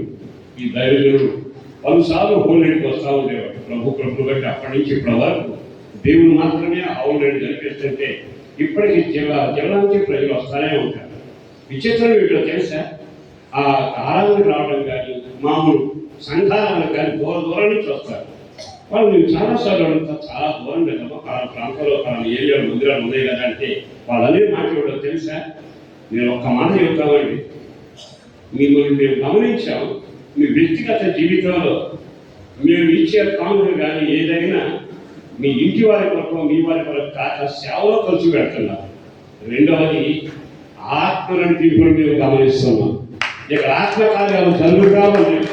అది దూరం పెట్టండి కానీ సొలొమోను పరిగెత్తుకుంటా అదిగో తిన్నగా గిబియోనులో వెళ్ళాడు. అతను గొప్ప గనుడయ్యాడు కదా. దూరం ముఖ్యం కాదు కానీ నడిపింపున్న సంఘంలో ఉండాలి, ఆత్మకార్యం చేసే సంఘంలో ఉండాలి. పరిశుద్ధాత్మ నడిపింపున్న చోటకి మీరు వెళ్ళగలిగితే మీకు దీవెన కలుగులగా. చేతులతో హరి చెప్పండి, చెప్పండి హల్లెలూయా అంటారు గట్టిగా. అంటారు మీరు ఒక్కడే కాదు, మీరు వాళ్ళు కూడా తీసుకురావాలి. న్యాయాధిపతులారా గిబియోనుకి వెళ్తున్నాను, సహస్రాధిపతులారా గిబియోనుకి వెళ్తున్నాను. దేవుని సన్నిధి ఉంది అక్కడ. నేను సన్నిధికి వెళ్తున్నాను, నా మాటని మీరు కూడా సన్నిధికి రండి. వాళ్ళు ఎవరు మాట్లాడలేదండి. వారంతా బయలుదేరి గిబియోనుకి వచ్చారు. నేను మాట చెప్తానండి, ఆ ప్రార్థనా మందిరంలో నా ప్రారంభ దినాల్లో ఇంత రైతు బజార్లు బాగా విస్తరించడం ఏమీ లేవు. గంపలో కరివేపాకు కొత్తిమీర పెట్టుకుని ఆయన ఇంటింటికి వెళ్ళి అమ్ముకునేది. ప్రతిరోజు ఆరాధనకు వచ్చినాక అందరూ అయ్యేదాకా ఆగి మోకరించి ప్రార్థన చేయించుకునేది. ప్రార్థన చేయించుకునేటప్పుడు ఒక మాట లేదు, నేను ప్రభు కాదు బ్రతకాలండి, నా మీద చేతుల నుంచి ప్రార్థన చేయమని ఎప్పుడు అలాగే చేసేవాడు. మానకొండ మందిరానికి వచ్చేది. ఓ రోజు ఆదివారం అందరూ అయిపోయేదాకా నిలబడి ఆమెతో పాటు నలుగురు ఉన్నారు. ఆ తర్వాత అమ్మ అందరూ వెళ్ళిపోయారు, మీరు ఆగేది ఏమిటండి, మీరు కరివేపాకు వ్యాపారం చేస్తాను కదండి. అవును నాకు తెలుసుగా, వ్యాపారం దేవుడు దీవించాడు, వేరే సంగతి. అయితే విచిత్రమైన మాట చెప్పనా, కరివేపాకు అమ్ముతా అన్ని ఎడగడతారు. కరివేపాకు తీసుకునే వాళ్ళు బాగా చెబుతారు, వాళ్ళ రోగాలు ఇబ్బందులు చెబుతానే ఉంటారు. మేము ఆడవాళ్ళం కదా మాట్లాడుకుంటాం. అలా మాట్లాడుకున్నప్పుడు అలా మీరు ఇన్ని బాధలు పడ్డారు కదా, ఒకసారి యేసు ప్రభువుని దగ్గరికి రండి, నేను ఆయన ద్వారా బాగుపడ్డాను, ఒకప్పుడు రోగి అంటూ వాళ్ళ సమస్యలు ఎరిగి పిల్లల గురించి ఆఫలం జరిగినా, దేహానికి ఆరోగ్యం లేకపోయినా, ఆ ఇంటికి శాపం వచ్చినా, ఆ ఇంట్లో కలవరాలు గదిగా ఉన్నా ఆ మాట చెప్పి మీరు దేవుడి దగ్గరికి రండి, దేవుడు మీ కార్యం చేస్తాడు. అలా చెప్పి ఒక నలుగురు తీసుకొచ్చి ఆ నలుగురు కుటుంబాల చరిత్రని వాళ్ళ మీద చేతుల నుంచి నేను ప్రార్థన చేశాను. అయితే విచిత్రం ఏంటో తెలుసా, ఆత్మదేవుడు కార్యం జరిగించాడు. వాడు సంఘంలో వాక్యం ద్వారా స్థిరపరచబడ్డాడు. విచిత్రం ఏంటో తెలుసా, ఆమె అట్లా ప్రయాణం చేసి సంఘానికి ఇంచుమించు 300 మంది వ్యక్తులు పరిచయం చేసింది. అందులో వాళ్ళ దక్షిణానందాన్ని బట్టి వాళ్ళు పొందిన అనుభూతిని బట్టి 45 మందికి నేను బాప్తీసాలు ఇవ్వడానికి కుదిరింది. ఎవరు అమ్మాయి మాట్లాడలేదు, తెలుగు అర్థం చేస్తుంది. కరివేపాకు అమ్మాయి ఎంతమంది నడిపించింది? కరివేపాకు అమ్మాయి ఎంతమందికి బాప్తీసాలు ఇప్పించింది? ఇప్పుడు దేవుడు ఆకాశాన్ని చూసి ఈ సొలొమోనుకు నేను తోడై ఉంటాను, అతనితోనే ఉంటాను. ఎందుకో తెలుసా, సహస్రాధిపతిని, న్యాయాధిపతిని, సేనాపతిని, సంఘపెట్టని అందరినీ ఎక్కడ రమ్మంటారు? ఇప్పుడు గిబియోను దేవుని మందిరానికి రండి, అక్కడ దేవుని సమాజంలో నడిపింపు ఉంది, అక్కడికి రండి. ఆహా, అదే దేవుడు ఈమె జ్ఞాపకం చేస్తున్నాడు. ఈరోజు నేను మాట చెప్పను, దేవుడు మనకు తోడై ఉండాలి, మనతో కూడా ఉండాలి, మన గనులైన వ్యక్తులుగా చేయాలని ఎన్నిసార్లు ఆరాటపడినా నువ్వు కరివేపాకు అమ్మట్లేదు. ఒక స్థాయిలోకి వచ్చావు, ప్రభు నిన్ను దీవించాడు. ఏ రోజైనా యేసు పునరుద్ధరణ మాట చెప్పావా? యేసు రక్షకుడన్న మాట చెప్పావా? యేసు ద్వారా నేను స్వస్థత పొందిన మాట చెప్పావా? మరి ఆ విధంగా ఈ సంఘం అంతా వారానికి ఒక్కడిగా చెప్పిన వాళ్ళంతా ప్రభు గారు ఆకర్షించబడితే ఆ సంఘ సమూహం ఎంత విస్తరిస్తా ఉంది. ఈ రోజున దేవుడు నాకు తోడై ఉండాలని ప్రార్థన చేస్తున్నాను, కానీ నేను నా యేసు కొరకు ఏం ప్రయాసపడ్డా, నా యేసు కొరకు నేను ఎంత ప్రయాసపడ్డా. ఆమెను చూసినప్పుడు నాకు ఎంత ఆనందం అనిపిస్తుంది తెలుసా. ఇప్పటికే ఉంది ముసలిదైనా కానీ తన యాత్ర, తన పైన, తన కార్యక్రమాలు మానేది కాదు. ఇప్పుడు వ్యాపారం చేయట్లేదు.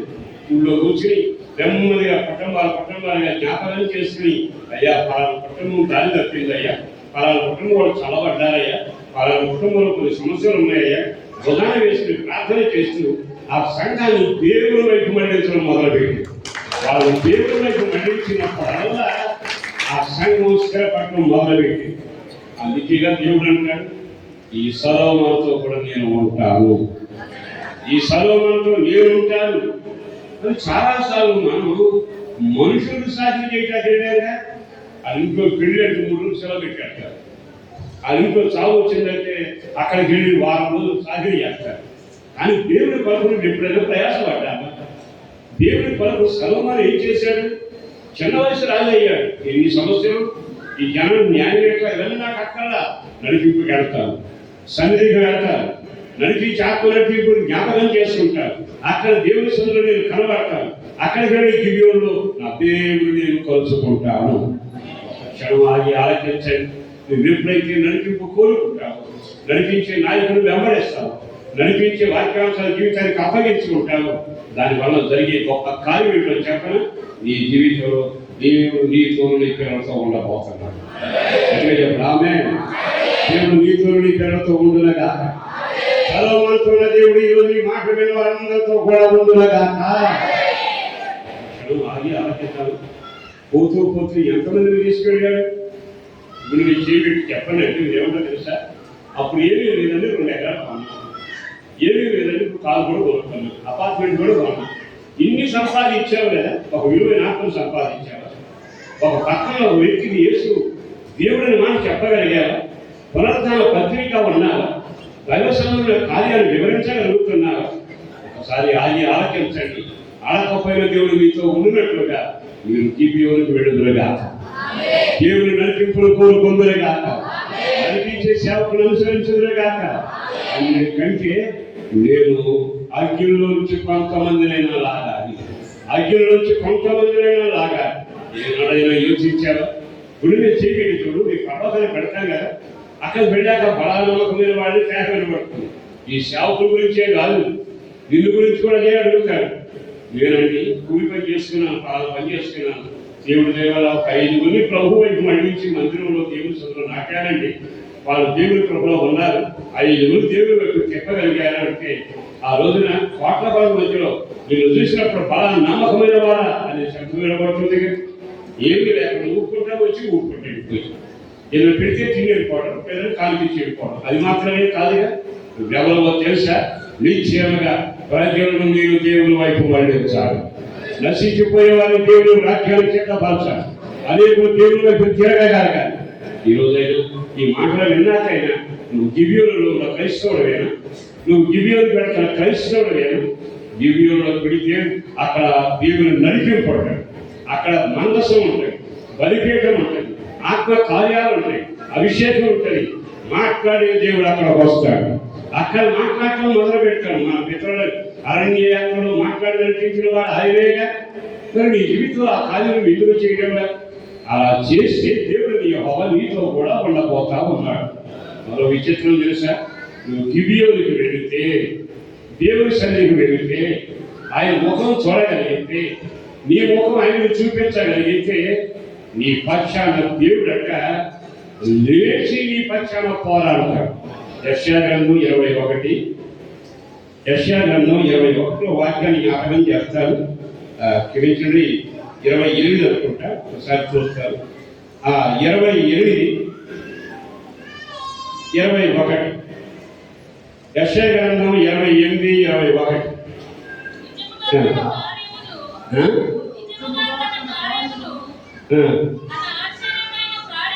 నిజముగా తన కార్యములు తన ఆశ్చర్య కార్యములు చేయుటకు అపరూపమైన తన కార్యములు మానవించుటకు ఆయన విలీనమైన కొండ మీద లేచినట్లు యెహోవా లేచును, గిబియోనులో ఆయన రేగినట్లు మరలా నీ కొరకు రేగబోతా ఉన్నాడు.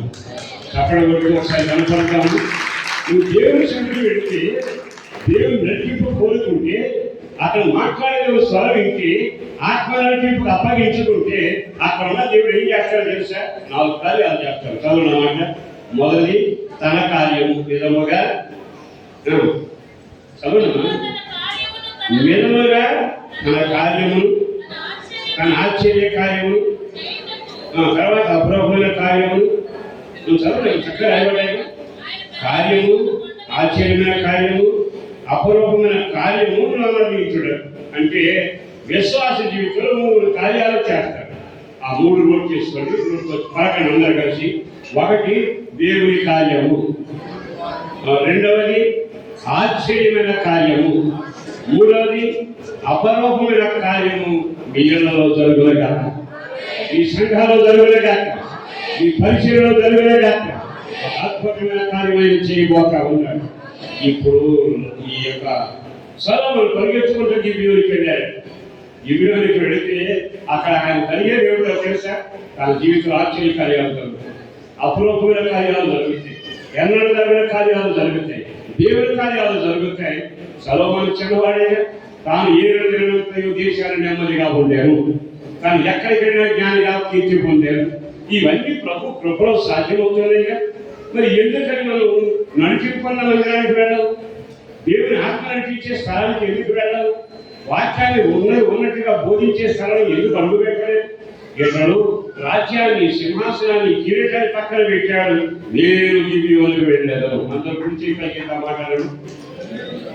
నేను గిబియోనుకు వెళ్ళాను. ఆ సన్నిధిలో నేను ఉంటాను. ఆయన స్వామింటారు. కార్యాలు మొదలవునగాక, ఈ జీవిత అపూర్వమైన కార్యాలు జరుగునగాక, ఆశ్చర్య కార్యాలు జరుగునగాక. ఏమీ కోరుకోకపోయినా మీ ఇంట్లో అద్భుతాలు జరగబోతుంది. మీ పిల్లల జీవితంలో అద్భుతాలు జరగబోతుంది. ఈ ఆత్మీయ జీవితంలో అద్భుతాలు జరగబోతుంది. అంచనాలించిన కార్యాలు ప్రభు చేయబోతా ఉన్నాడు. ఊహమించిన కార్యాలు చేస్తున్నాడు కనుక సొలొమోను అంటాడు, నేను మానక గిబియోనుకు వెళ్తాను. సరే, ఒక మాట చెప్పి ముగిస్తాను. కైవలి కదా. ఆ ఒక్క మాట ఏమిటంటే, సరే ఎంతకీ ఎక్కడికి వెళ్ళాడో రాస్తుందా? చదవండి అన్నమాట. తిన్నగా గిబియోనుడు ఏ స్థానానికి వెళ్ళాడు చదవండి. దినవృత్తాంతాలు మొదటి గ్రంథం, అదే 2వ గ్రంథం 3:3-4 చదువు.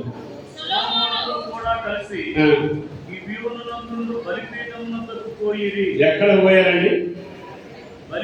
బలిపీఠం వద్దకు పోయేది. మొదటిది గిబియోను బయలుదేరాడు. అక్కడ ఆశ్చర్య కార్యాలు, అద్భుత కార్యాలు చూశాడు. గిబియోను ఎక్కడ పెడుతున్నారని మీరంటే చాలా వస్తువులు ఉన్నాయి, కానీ మేము బలిపీఠం దగ్గరకు పెడుతున్నాము. అందరూ చెయ్యొచ్చు, అందరూ చెప్తారు.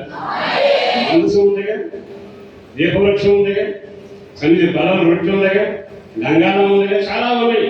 కానీ అక్కడ రాయబడింది సామాన్యంతో అక్కడికి వెళితే మీరు ఎక్కడ పెడుతున్నారు అంటే గిబియోనుడు దేవుని సన్నిధికి పెడుతున్నాం. వెళ్ళడమే కాదు, మేము బలిపీఠం వద్దకు వెళుతున్నాము.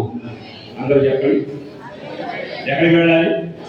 బలిపీఠం 2 మాటలు చెప్పి ఆపేస్తారు. ఈ బలిపీఠం గురించి మీ పాత్ర చాలా తేటగా స్పష్టంగా మీతో మాట్లాడతారు. నేను చెప్పే మాట ఏమిటంటే, బలిపీఠము మన పితరుల కాలంలో రాళ్ళతో పెట్టేవాడు, దాని మీద కత్తులు పెట్టేవాడు. తర్వాత ఇతర బలిపీఠం అన్ని రకరకాలు వచ్చాయి.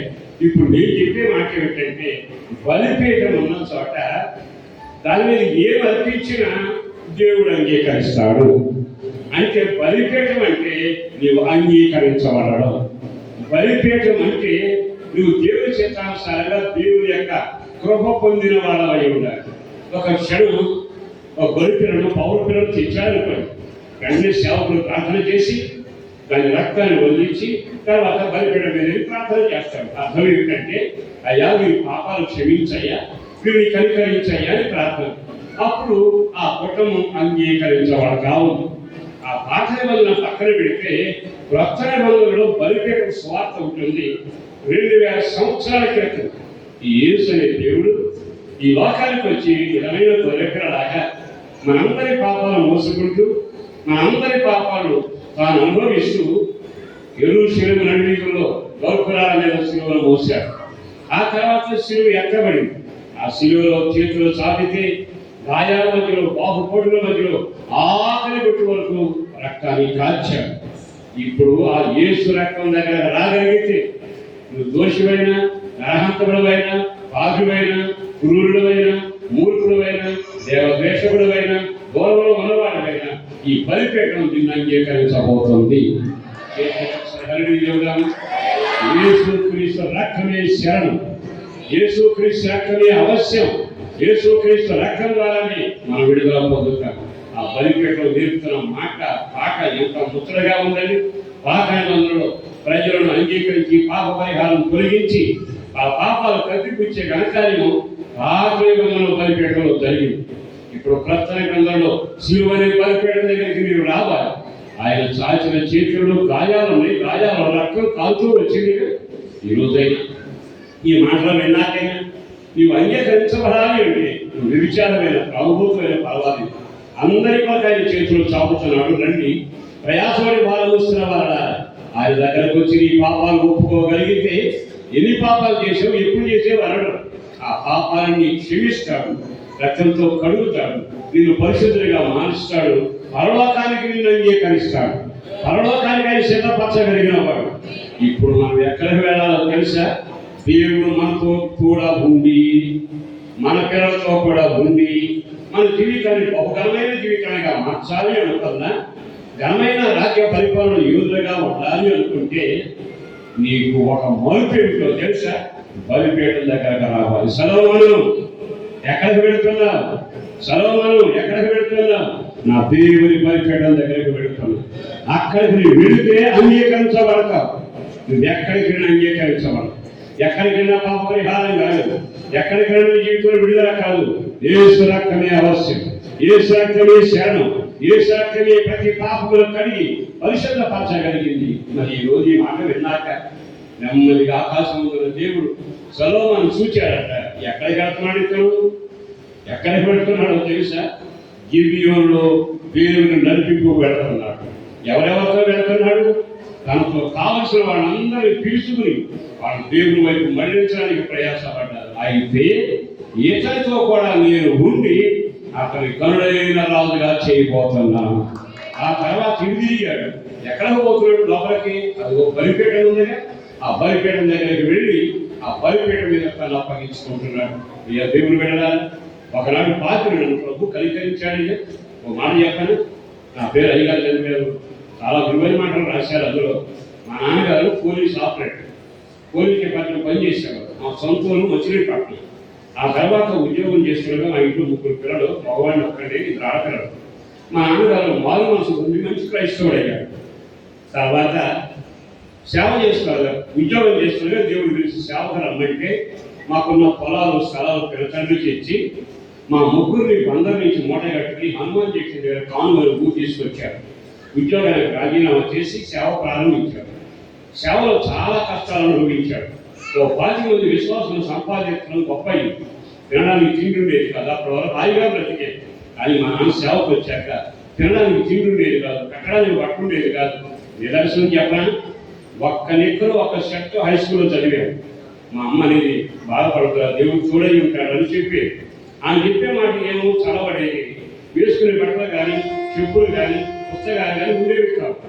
ఉన్నప్పుడు మా నాన్న మమ్మల్ని చదివిస్తూ ఒక రోజు 7:30 కాలేజీకి తీసుకెళ్ళి అక్కడ చేయించి రోడ్డు మీద పెట్టాడు గేపు. అయ్యా, ఒక్కడే కొడుకురా, నీకు చదివిస్తాను, ఎంతైనా చదవాలని చదువుతాను అన్న. ఏమన్నా తెలుసా? ఎంత చదివినా నువ్వు సేవ చేయాలి. కడుపు మళ్ళీపోయి ఆయన చేసిన సేవకు చెప్పులు, ఆయన చేసిన సేవకు ఒక్కరిలో ఒక షర్ట్. ఇప్పుడు మళ్ళీ నేను ఆ తప్పు చేయాలి, పాటు చేయను అనుకుని ఆయన చెప్పండి. పోలీసు కదా నేల చెప్పాడు. మంచికొండగా లారీ క్లియర్గా వెళ్తాను కానీ పొరపాటున పని చేయలేదు. తర్వాత కాలేజీకి వెళ్ళి లక్ష్మీ నాగేశ్వర గారి కళాశాల కళలన్నీ అదే. కొంతకాలం నడిచాక డబ్బు చేసింది. ఆ డబ్బు కూడా తినడానికి తిండి లేక, పలకరించే దిక్కు లేక ఆ 28 గొర్రెల కోసం ప్రాణం పెట్టి పిలుపు దర్శన సేవకునిగా జీవితాన్ని త్యాగం చేశాడు. మంచాన్ని పడిపోయాడు. నేను వెళితే ఆ రోజు నన్ను చూసి ఏడ్చి అన్నాడు, అయ్యా ప్రభు పిలుస్తున్నాడు, వెళ్ళిపోతున్నాను, ప్రభు మిమ్మల్ని విడిచిపెట్టడు అన్నాడు. ఆ మాట నాకు ఏడుపు వచ్చింది. అక్కయ్య ఒక పాస్టర్ గారికి ఇచ్చి పెళ్లి చేశారు. నీకన్నా చిన్నదాన్ని చెల్లి చదివించి పాస్టర్ గారికి ఎవరా అని అంటే అలా చేయదాల్తే చేతిలో చేసాను. ఆ తర్వాత నువ్వు సేవ చేయరా అనే మాట ముగించకుండా నా జవాబు రాకుండా కన్ను మూశాడు. నరకం అనుభవించాడు. బంధువులు వచ్చి తక్షణం చేసి వెళ్ళిపోయాడు. తిన్నామని అడిగిన వాళ్ళు లేకపోయారు. ఉన్నారని మాట సొంత ఇల్లు లేక, కట్టడానికి బట్ట లేక, కప్పుని దుప్పటి లేక, మేమున్న ఇంటికి పైకప్పు లేక ఎంతో బాధ అనుభవించాను. తర్వాత నన్ను తెలంగాణ తీసుకెళ్ళి తెలంగాణలో మా పిల్లలతో ఎస్ఐగా పనిచేశాను. ఆ పిల్లలతో నేను తీసుకెళ్ళి పోలీస్ డిపార్ట్మెంట్ అన్ని ఉద్యోగాలు ప్రయత్నం చేశాను. దేవుడో కానీ ఎక్కడికి వెళ్ళినా 60 తగ్గేవాడు, 100 కేజీ తగ్గేవాడు. నా రాత్రి ఇంతే కదా అని తిరిగి వచ్చేసి హైదరాబాద్లో పిల్లతండ్రి ఆపి ఎవరికాలో పట్టుకుని ఉద్యోగం చూశాడు. ప్రైవేట్ కంపెనీలు మొత్తం మీద కరారు స్నానం చేసి అక్కడికి వెళ్ళారు. జనం గుంపులు ఉన్నారు. ఏమైంది అర్థం కాదు. ఆ తర్వాత ఏమిటి సంగతి అంటే, నీకు నిన్న ఉద్యోగం ఇస్తానన్నాను, వాడు ఇవాళ వాళ్ళు రాత్రి వచ్చాడు అన్నారు. అంటే నేను అడుగు పెడుతూ సాగు. నన్నేమో మా అమ్మ నాన్న సేవ సమర్పించారు, నేనేమో ఉద్యోగం చేయాలని ఆలోచన. మొత్తం మీద ఆ కళాపాస్ గారు ఎవరికి ఇంటికి వచ్చాడు, దేవుడు చూసి ఇచ్చే ఒక పని మొదలుపెట్టాడు. దేవుడు అన్యాయం చేశాడు, మోసం చేశాడు, దగా చేశాడు, నా కుటుంబం ఆటలాడాడు, భయంకరంగా మాట్లాడుతూ ఉండగా ప్రేమ ఎక్కువైందో పాపం వచ్చిందో తెలియలేదు. కానీ నా గుండె కాస్త ఆయన చేతిలో వచ్చినట్టు జబ్బు మొదలైంది. ఆ భయంకరమైన బాధ అనుభవించాక వైద్యుడి దగ్గరికి వెళ్తే ఆయన ఏమన్నా తెలుసా, అన్ని పరీక్షలు చేసాం, పెద్దవాళ్ళ లోపల నువ్వు బయటకు రమ్మను. అయ్యా అందరూ వచ్చారు, నేను అయ్యా బతుకుంటాను. అప్పుడు అన్నాడు కదా, నీకు వచ్చింది పెద్ద జబ్బు, బేరుంటే బతుకు, చార్జీకి డబ్బులు లేదు. ఆ భయానకమైన పరిస్థితులు తిరిగి వచ్చేసాను. సరిగ్గా ఆ రోజు నేను మరవలేదండి. అర్ధరాత్రి క్షణంలో పడతాను, గాలి ఆటలు.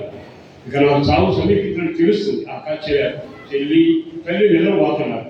ఏం చేయాలి అర్థం కాక ఆగి, ఎందుకు ఆఖరి క్షణంలో బ్రతకాలని ఆశ ఉంది, భయంకరమైన బాధను అనుభవిస్తున్నాను. దావీదు కుమారుడా, దాకేడబాకయ్యా, నన్ను ఒకసారి కనికరించి ముడితే బతికినంత కాలం నీ సేవ చేస్తానని ఒకే మాట్లాడుతున్నాను. రాత్రి ప్రభుత్వం దేవునికి మహిమ కలుగునగా 5 రోజులు ఆగాను. గాలి ఇచ్చాను, వెనకెక్కాను, సైకిల్ దొరికాను, అన్ని పనులు చేశాను. అప్పుడు 5 రోజులు మోకరించి, ప్రభువా తెలుసో తెలియదు సేవ చేస్తాను, నన్ను క్షమించు. నేను సేవ చేయను, సేవకుడు గ్యాస్ రేట్ చేస్తాను, చేపలు కొడతాను, డ్రమ్ము కొడతాను. దేవుడు చాలా సీరియస్గా చెప్పాడు, నేను నేను సేవకులుగా నిర్మించాను, సేవకులు సేవ చేయాలి, నిర్మించుకోవాలి. ఒక 30-40 రోజులు ప్రార్థన చేశాను. దైవజనుడు వచ్చారు, అయ్యా నువ్వు సేవ చేయాలని చెప్పాడు, ప్రవచనం చెప్పాడు, దర్శనాలు చెప్పాడు, దైవజనుడు వాక్యం ద్వారా మాట్లాడాడు, ఎవరికి లోపాడు. కానీ చివరికి దేవుడు ఒప్పించాక ఆ రోజు దేవుడిలో తీర్మానం చేసి బ్రతుకున్నంత కాలం నీ సేవ చేస్తానయ్యా అని ఆ రోజున తీర్మానం చేయడం జరిగింది. ఆ తీర్మానం మేరకు ప్రభు నన్ను విశ్వాసపరిచి ఏనాడో మట్టిగా మారిపోవాల్సిన నన్ను మీ ముందులో సాక్షిగా నిలబెట్టిన దేవునికి మహిమ కలుగులేదా, దేవునికి మహిమ కలుగులేదా. చాలా తెలుసా, ఆ దావీదు కుమారుడు నా పట్ల కనికరించాడు. అది ఆ బలిపేటలో నేను ఎంత ఘోర పాపినైనా ఆయన నన్ను కడిగాడు, క్షమించాడు, నా శిక్ష ఆయన భరించాడు. నేను తినే దెబ్బలు ఆయన తిన్నాడు, గాయాల్లో స్వస్థత నాకు ఇచ్చాడు. ఆఖరి కొట్టు వారు రక్తం వల్ల నన్ను కడిగి పరిశుద్ధపరిచి ఆయన బిడ్డగా అంగీకరించాడు. ఆ కృపను కానీ, ఆ త్యాగాన్ని కానీ, ఆయన శిలువ రక్తం కానీ ఎన్నడూ నేను మరవలేదు. ఆయన చేసిన కార్యాన్ని బట్టి ఈ రోజున సేవకులుగా అడుగుపెట్టాను. ఆ తర్వాత ప్రభు దగ్గర తీర్మానం చేసి ప్రార్థన చేస్తే విచిత్రం ఏంటో తెలుసా, సేవకులను సన్నగా పుట్టిగా ఉండేవాడు. మీరే కంగారు, నేను ఇప్పుడు నరగానే ఉన్నాను. కాకపోతే ఏమిటంటే సేవలు గ్యాప్ పడి తొందరలో ఏడు చేసేవాడు. వీడు సేవ, వీడు సేవ. నేను చాలా కాలం సేవ చేశానంటే 5 ఏళ్ళు చేశాను. 7 సేవలో ఎక్కడ కార్యాలు జరగాలి. నేనున్న 10 మందికి చెబుతున్నా, ఏం చెప్పింది నాకు అర్థం కాక, నేను కూడా నాకు అర్థం కాక ఇట్లా జరుగుతున్న వేళ ఓ రోజున మా ఊళ్ళో కూటం జరిగిన మా ఏరియా. ఆ కూటాన్ని సేవకులందరూ ఇంటికి వస్తే ఈ సేవకులందరూ చుట్టూ కూడా బ్యాగ్ వేసుకుంటాను. నాకు అసలే భయం, అందరూ కూర్చోలేదు, ఏదో కంటారని నేను కూర్చోను. ఆ ప్రసంగం చేయడం మొదలు పెట్టాడని ప్రసంగం చేస్తాం, మంచి తీవ్రత వాక్యం చెబుతున్న వేళ దయ్యం వచ్చింది. వాళ్ళు గంతులు వేస్తారు. దైన్యుడు గద్దించి వెళ్ళిపోయాడు. మళ్ళా కాసేపటికి వచ్చాడు. ప్రసంగానికి అడ్డుపడుతుంటే సేవకులందరూ వచ్చి ప్రార్థన చేసి ఆయన పక్కకు తీసుకెళ్ళాడు. కానీ పక్కకు పోవడం మళ్ళా వచ్చాడు. ఈలోపు ప్రసంగం ఆగిపోయి అయ్యా మనం తీసుకెళ్ళని అన్నాడు. ఈలోపు ఏమంటాడు తెలుసా, నేను వెళ్ళిపోతాను కానీ ఒక పని చేయమన్నాడు. ఏం చేయాలి చెప్పరా? అదిగో వెనకొకడు ఉన్నాడు పక్క సొక్క వేసుకుని ఆయన బ్రహ్మను ఆయనకి ప్రార్థన చేసి వెళ్ళిపోతాను అన్నాడు. పక్క సొక్క వేసుకుంటుంది. దెయ్యమంటే భయం, మనుషులంటే భయం, ఇక నాకు పుట్టింది దాడా. అదంతా ముందుకు దాస్తున్నాను. వెళ్ళు ప్రార్థన చేయమని. మీరు కళ్ళు మూసుకున్నాడు. చంపమే కూర్చున్న అబద్ధం అవుతుంది. నా వల్ల నాకు కానీ యేసు ప్రార్థన చేయడం జరిగింది. వాడు విడబెడడానికి పడిపోయాడండి.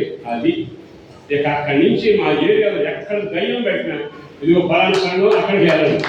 అక్కడి మీద దయ్యం ద్వారా కూడా నా సేవలను విస్తరింపజేశాను. ఆనాటి 27 మందితో ఉన్న పరిచయం విస్తరించి వేల మందిగా ఈరోజు నాకు ఘనంగా చెప్పుకోవడం కాదు, కానీ అంతవరకు దేవుడు మహిమ కొరగే చెబుతాను. ఒక తుప్పు సైకిల్ మీద నా భార్య ఎక్కించిన నడు రోడ్లో తిరిగాను.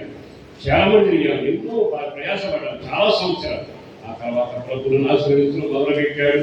విస్తారమైన జనం ఇక్కడ అనేకులకు పోషించడానికి, బట్టలు ఇవ్వడానికి, పెద్ద చేయడానికి, తీర్చిదిద్దడానికి ఇంచుమించు 17 దేశాలు, సౌత్ ఆఫ్రికా కానీ అలాగే కొరియా కానీ ఆయా దేశాలు వెళ్ళి రావడానికి విమానం ఎక్కించిన రోజున నా కళలో నీరు తిరుగుతూ వచ్చాయి. ఈ రోజున ఒక స్థాయిలో నిలబెట్టింది కృప లేకుండా ఏమీ ఆ రోజులు కానీ ఆ పరిపేటమే లేకపోతే, ఆ పరిపేట దగ్గరికి చదవమని వెళ్ళకపోతే దేవుడు మీరు నీతో కూడా ఉంటాను అనలేదుగా. ఈ రోజున ఆ బలిపీఠం దగ్గరికి వెళ్ళాము. ఈరోజు ఇంకా ఆ బలిపీఠం దగ్గర శివుడు దగ్గర రాక, ఆయన శివుడు రక్తం ఎరగక ఒకవేళ జీవిస్తూ ఉంటే, ఆస్తులు ఉంటే, అంతస్తులు ఉంటాయి. కానీ దేవుని రక్తం దగ్గరికి, శివుని దగ్గరికి, ఆయన నామకంఠ దగ్గరికి మీరు రాగలిగితే కలగతాడు, పరిశుద్ధపరుస్తాడు, నూతన జీవితాన్ని కలుగ చేస్తాడు. నువ్వు గనుడైన రాజుగా మారబోతున్నావు, గనుడైన వ్యక్తిగా తీర్చిదిద్దబోతున్నాడు. వేల మందిగా దేవుని ఆరాధన చేసుకుంటాడు. ఒక కుటుంబానికి ఒక ఆశ్చర్యకరంగా పెట్టాడే నా దేవుడు. ఎంత నమ్మదగిన దేవుడు. ఇప్పుడు అంటాడు మీరు బలిపీఠం దగ్గరికి వెళ్తారు. అందరూ చెప్పండి, ఎక్కడికి వెళ్తారు? చివరి ఒక మాట ఎక్కువ ఇస్తాను. బలిపీఠంలో 2వ భాగం చెప్తాడు. ఆ రోజున ఒక పావుల పిల్లలు అతను తీసుకొస్తే లేవియాకాండం మొదటి అధ్యాయం 15వ వాక్యం. ఇప్పుడు తర్వాత చదువుకోవచ్చు. అక్కడ తీస్తే చదవండి. 15వ వాక్యం. ఒక పావుల పిల్లను తీసుకొని వస్తే మొదటి గొర్రె పిల్ల రక్తం చెందినవాడు శిలువ ధ్యానం. 2వది పావుల పిల్ల వచ్చిన తర్వాత ఇల్లుడు ఆ పావుల పిల్లను తీసుకొచ్చి దైవజనుడు ఆ బలిపీఠం దగ్గర దాన్ని మెడను తుంచాడట. తర్వాత దాని రక్తాన్ని బలిపీఠం దగ్గర పిండాడట. దాన్ని కాల్చాడు. ఆ పక్క వచ్చిన చదువు ఒకసారి తీసుకొని వచ్చి తలను తుంచి బలిపీఠం మీద కాల్చి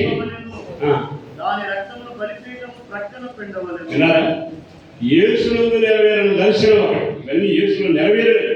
ఇప్పుడు నేను చెప్పగలిగింది ఏమిటో తెలుసా? నా వైపు చూసి సమాధానం చెప్పండి. ఆ బలిపీఠం దగ్గర పావులు వచ్చింది. ఆ పావులు వచ్చినాక దాన్ని మెడ తుంచేశాడు.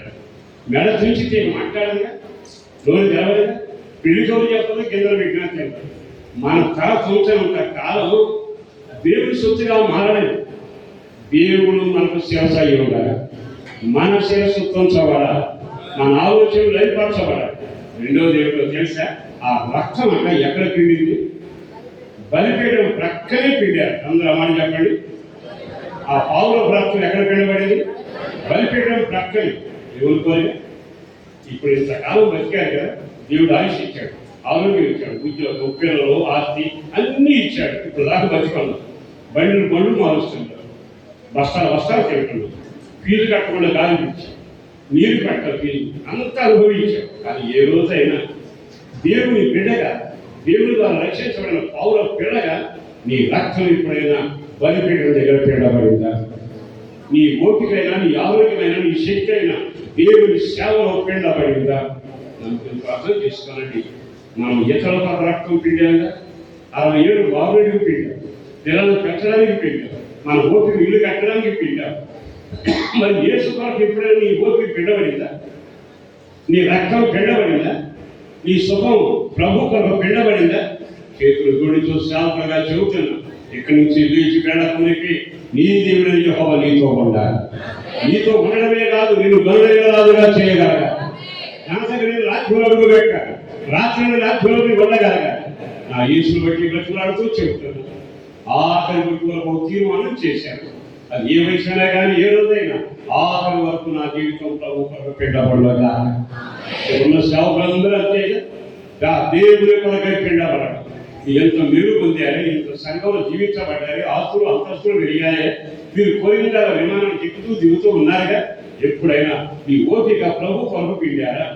మీ రక్తం యేసు వరకు పిండారా? మీ సుఖం యేసు వరకు పిండారా? మీ వల్ల ఏదైనా యేసు వరకు పిండగలిగారా? అలా పిండగలిగితే ధన్యులు. పిండకపోతే నీకన్నా పౌరులే లేదు, నీకన్నా పౌరులే లేదు. మరి ఈ రోజైనా ఈ మాట్లాడినాకైనా దేవుడు అతనితో కూడా ఉన్నాడంటే ఎందుకు ఉన్నాడు? అతను రక్తం బలిపీఠం మీద పిండుతున్నాడు. అక్కడ బలిపీఠం దగ్గరికి క్షమాపణ మరి జీవం పొందుతున్నాడు. అక్కడ దేవుని సరిధిలో అనేకులు దేవుని మరణించగలిగాడు. ఇంకొక మాట చెప్పాలి అంటే తన జీవిత అనుభవాలు నిశ్చయంగా స్థిరపడ్డాడు, కృపలో నడిచాడు, పరిశుద్ధుడిగా బ్రతుకుతూ వచ్చాడు. ఈ రాత్రి మాట్లాడుతుండగా చెప్పగా చెప్పగలిగిన మాట, దేవుడు నీతో ఉండి నేను గరుడైన రాజుగా చేయనుగా. చెప్పండి, గరుడైన రాజుగా చేయనుగా. అదే పాపం ఉడిపోయి మామూలుగా ఉంటాను. అక్కడ వస్తుంది, అక్కడ ఎక్కబడుతుంది. సంఘం ఎక్కబడ్డాక నీ వైపు అక్కడికి వెళ్ళాక పునాదులుగా పట్టణంలో బంగారు వీధులు తిరగబోతా ఉన్నావు. యేసుతో రాజ్యాన్ని ఏడబోతా ఉన్నావు. ఆయన సింహాసనం మీద కూర్చుండబోతున్నావు. అనేకులు లేని గొప్ప వాక్యం ప్రభువుని దయచేయబోతా ఉన్నాడు. సంఘం ఎక్కబడుతుంది, ప్రభుత్వం ఉండబోతుంది. ఒక ఘనమైన స్థాయికి ఎదగబోతుండగా నీ రక్తం ప్రభు వరకు పిండబడును కాదు. చిన్న సంఘటన చెప్తానండి. నేను ఆరాధన చేసిన స్థలంలో కాలేజీ ఇక్కడ వస్తాను. ఓ పిల్ల నా దగ్గరికి వచ్చి ఓ రోజు మా ఊళ్ళో కోటం పెట్టమని అడిగింది. పెట్టాలి అని నెలలు దాటేశాను, వీలుగా. ఓ రోజు వచ్చి మెడలో గోసి తీసి నా చేతిలో పెట్టి, అయ్యా మీరు ఒకసారి వచ్చి మా ఊళ్ళో వాక్యం చెప్పండి, సిక్కలు పెట్టింది. డబ్బు తీసుకుంటే నేను కోటం పెడతానమ్మా, పొరపాటు పడ్డావు, నేను వచ్చి కోటం పెడతానమ్మా, వీలుగా ఆ గోసు అక్కడ మెడలో పెట్టి వెళ్ళిపోమ్మా అని తారీఖు ఇచ్చాను. ఆదివారం కోటం పెడతాను. మా సంఘానికి కూడా చెప్పాను. ఆమె ఊళ్ళో అందరికీ చెప్పింది, పాస్టర్ గారు వస్తున్నారు, మా ఊళ్ళో కోటం అందరూ సంబరపడ్డారు. ఆ శనివారం రాత్రి భయంకరంగా వర్షం పడింది. ఆ వర్షం పడితే బురద భయంకరంగా మోకాళ్ళ వరకు దిగిపోతాము. అక్కడికి వెళ్ళాక ఏడుపు చూసి ఊళ్ళో అంతా కదిలించామా, వర్షం పడితే ఏం కంగారు పడదా, కోటం జరుగుతుందండి ఎవరు వింటున్నారు. చివరికి ఆ ఊళ్ళో వాళ్ళు చెప్పారు కోటం జరుగుతుంది.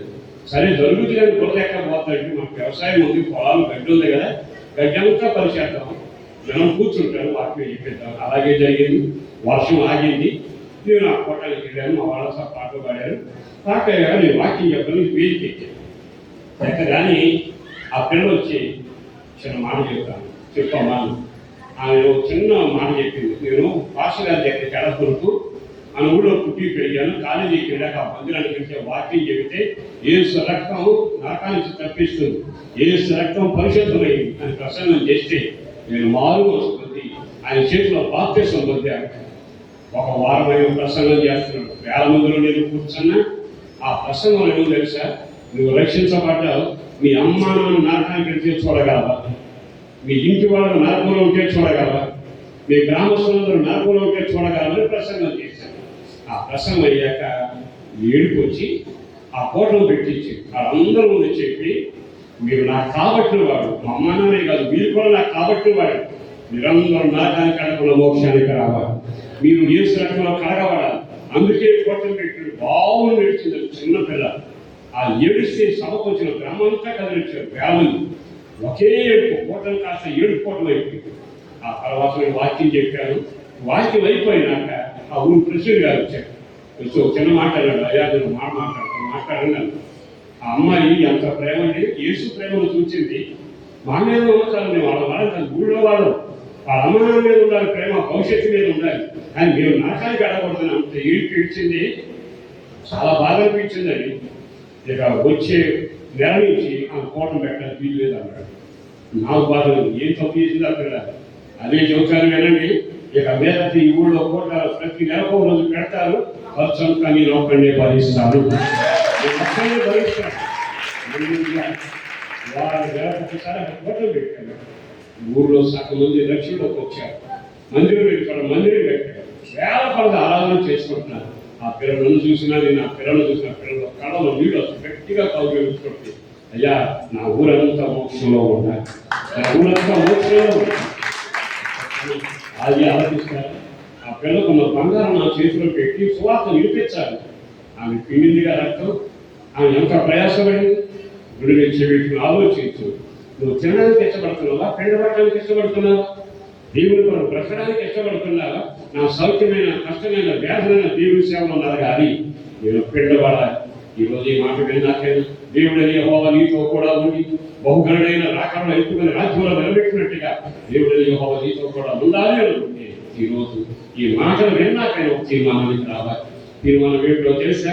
ఇక మీద నేను పరిశుద్ధులుగా ఉంటాను, ప్రభుతో ఐక్యబడి ఉంటాను, దేవుని చిత్తమే జరగాలి, నేను కృపలో స్థిరపరచబడి సంఘంలో స్థిరంగా ఉంటాను, నేను గిబియోనికి వెళ్ళాలి, బలిపీఠాలు చూడగలగాలి, నాతో ఉన్న వారిని నడిపించాలి, చివరికి నా రక్తం ప్రభు కొరకు, నా ఓపిక ప్రభు కొరకు పిండబడాలని తీర్మానం మీరు చేయగలిగితే ఈ రాత్రి అద్భుతం జరగబోతుంది, కార్యం జరగబోతుంది, దేవుడు మీతో ఉండబోతున్నాడు. దయచేసి వేచి నిలబడతారు, దయచేసి అందరూ క్షణం వేచి నిలబడతారు. ముగింపు మాట్లాడిన సహోదరులు అక్కడ పోయి మీరు వేలపడున్నా లోపడున్నా లైవ్లో ఉన్నా ఎక్కడ ఉన్నా ఒక్క క్షణం కడుగు చేతులు పైకెత్తు, అలవాటు ఉన్నా లేకపోయినా చేతులు పైకి ప్రభు కార్యం చేయి, ప్రభావాలను కలిసించు. ఇక మీదట సలోమోనుకు ఉన్న దేవా నాతో ఉండాలి, సలోమోనుకు ఉన్న దేవా నాతో ఉండాలి. అందరిలో దేవ, అందరిలో దేవ, చిన్న ప్రార్థన, అందరిలో దేవ, అందరిలో దేవ, అందరూ మౌనం కూడా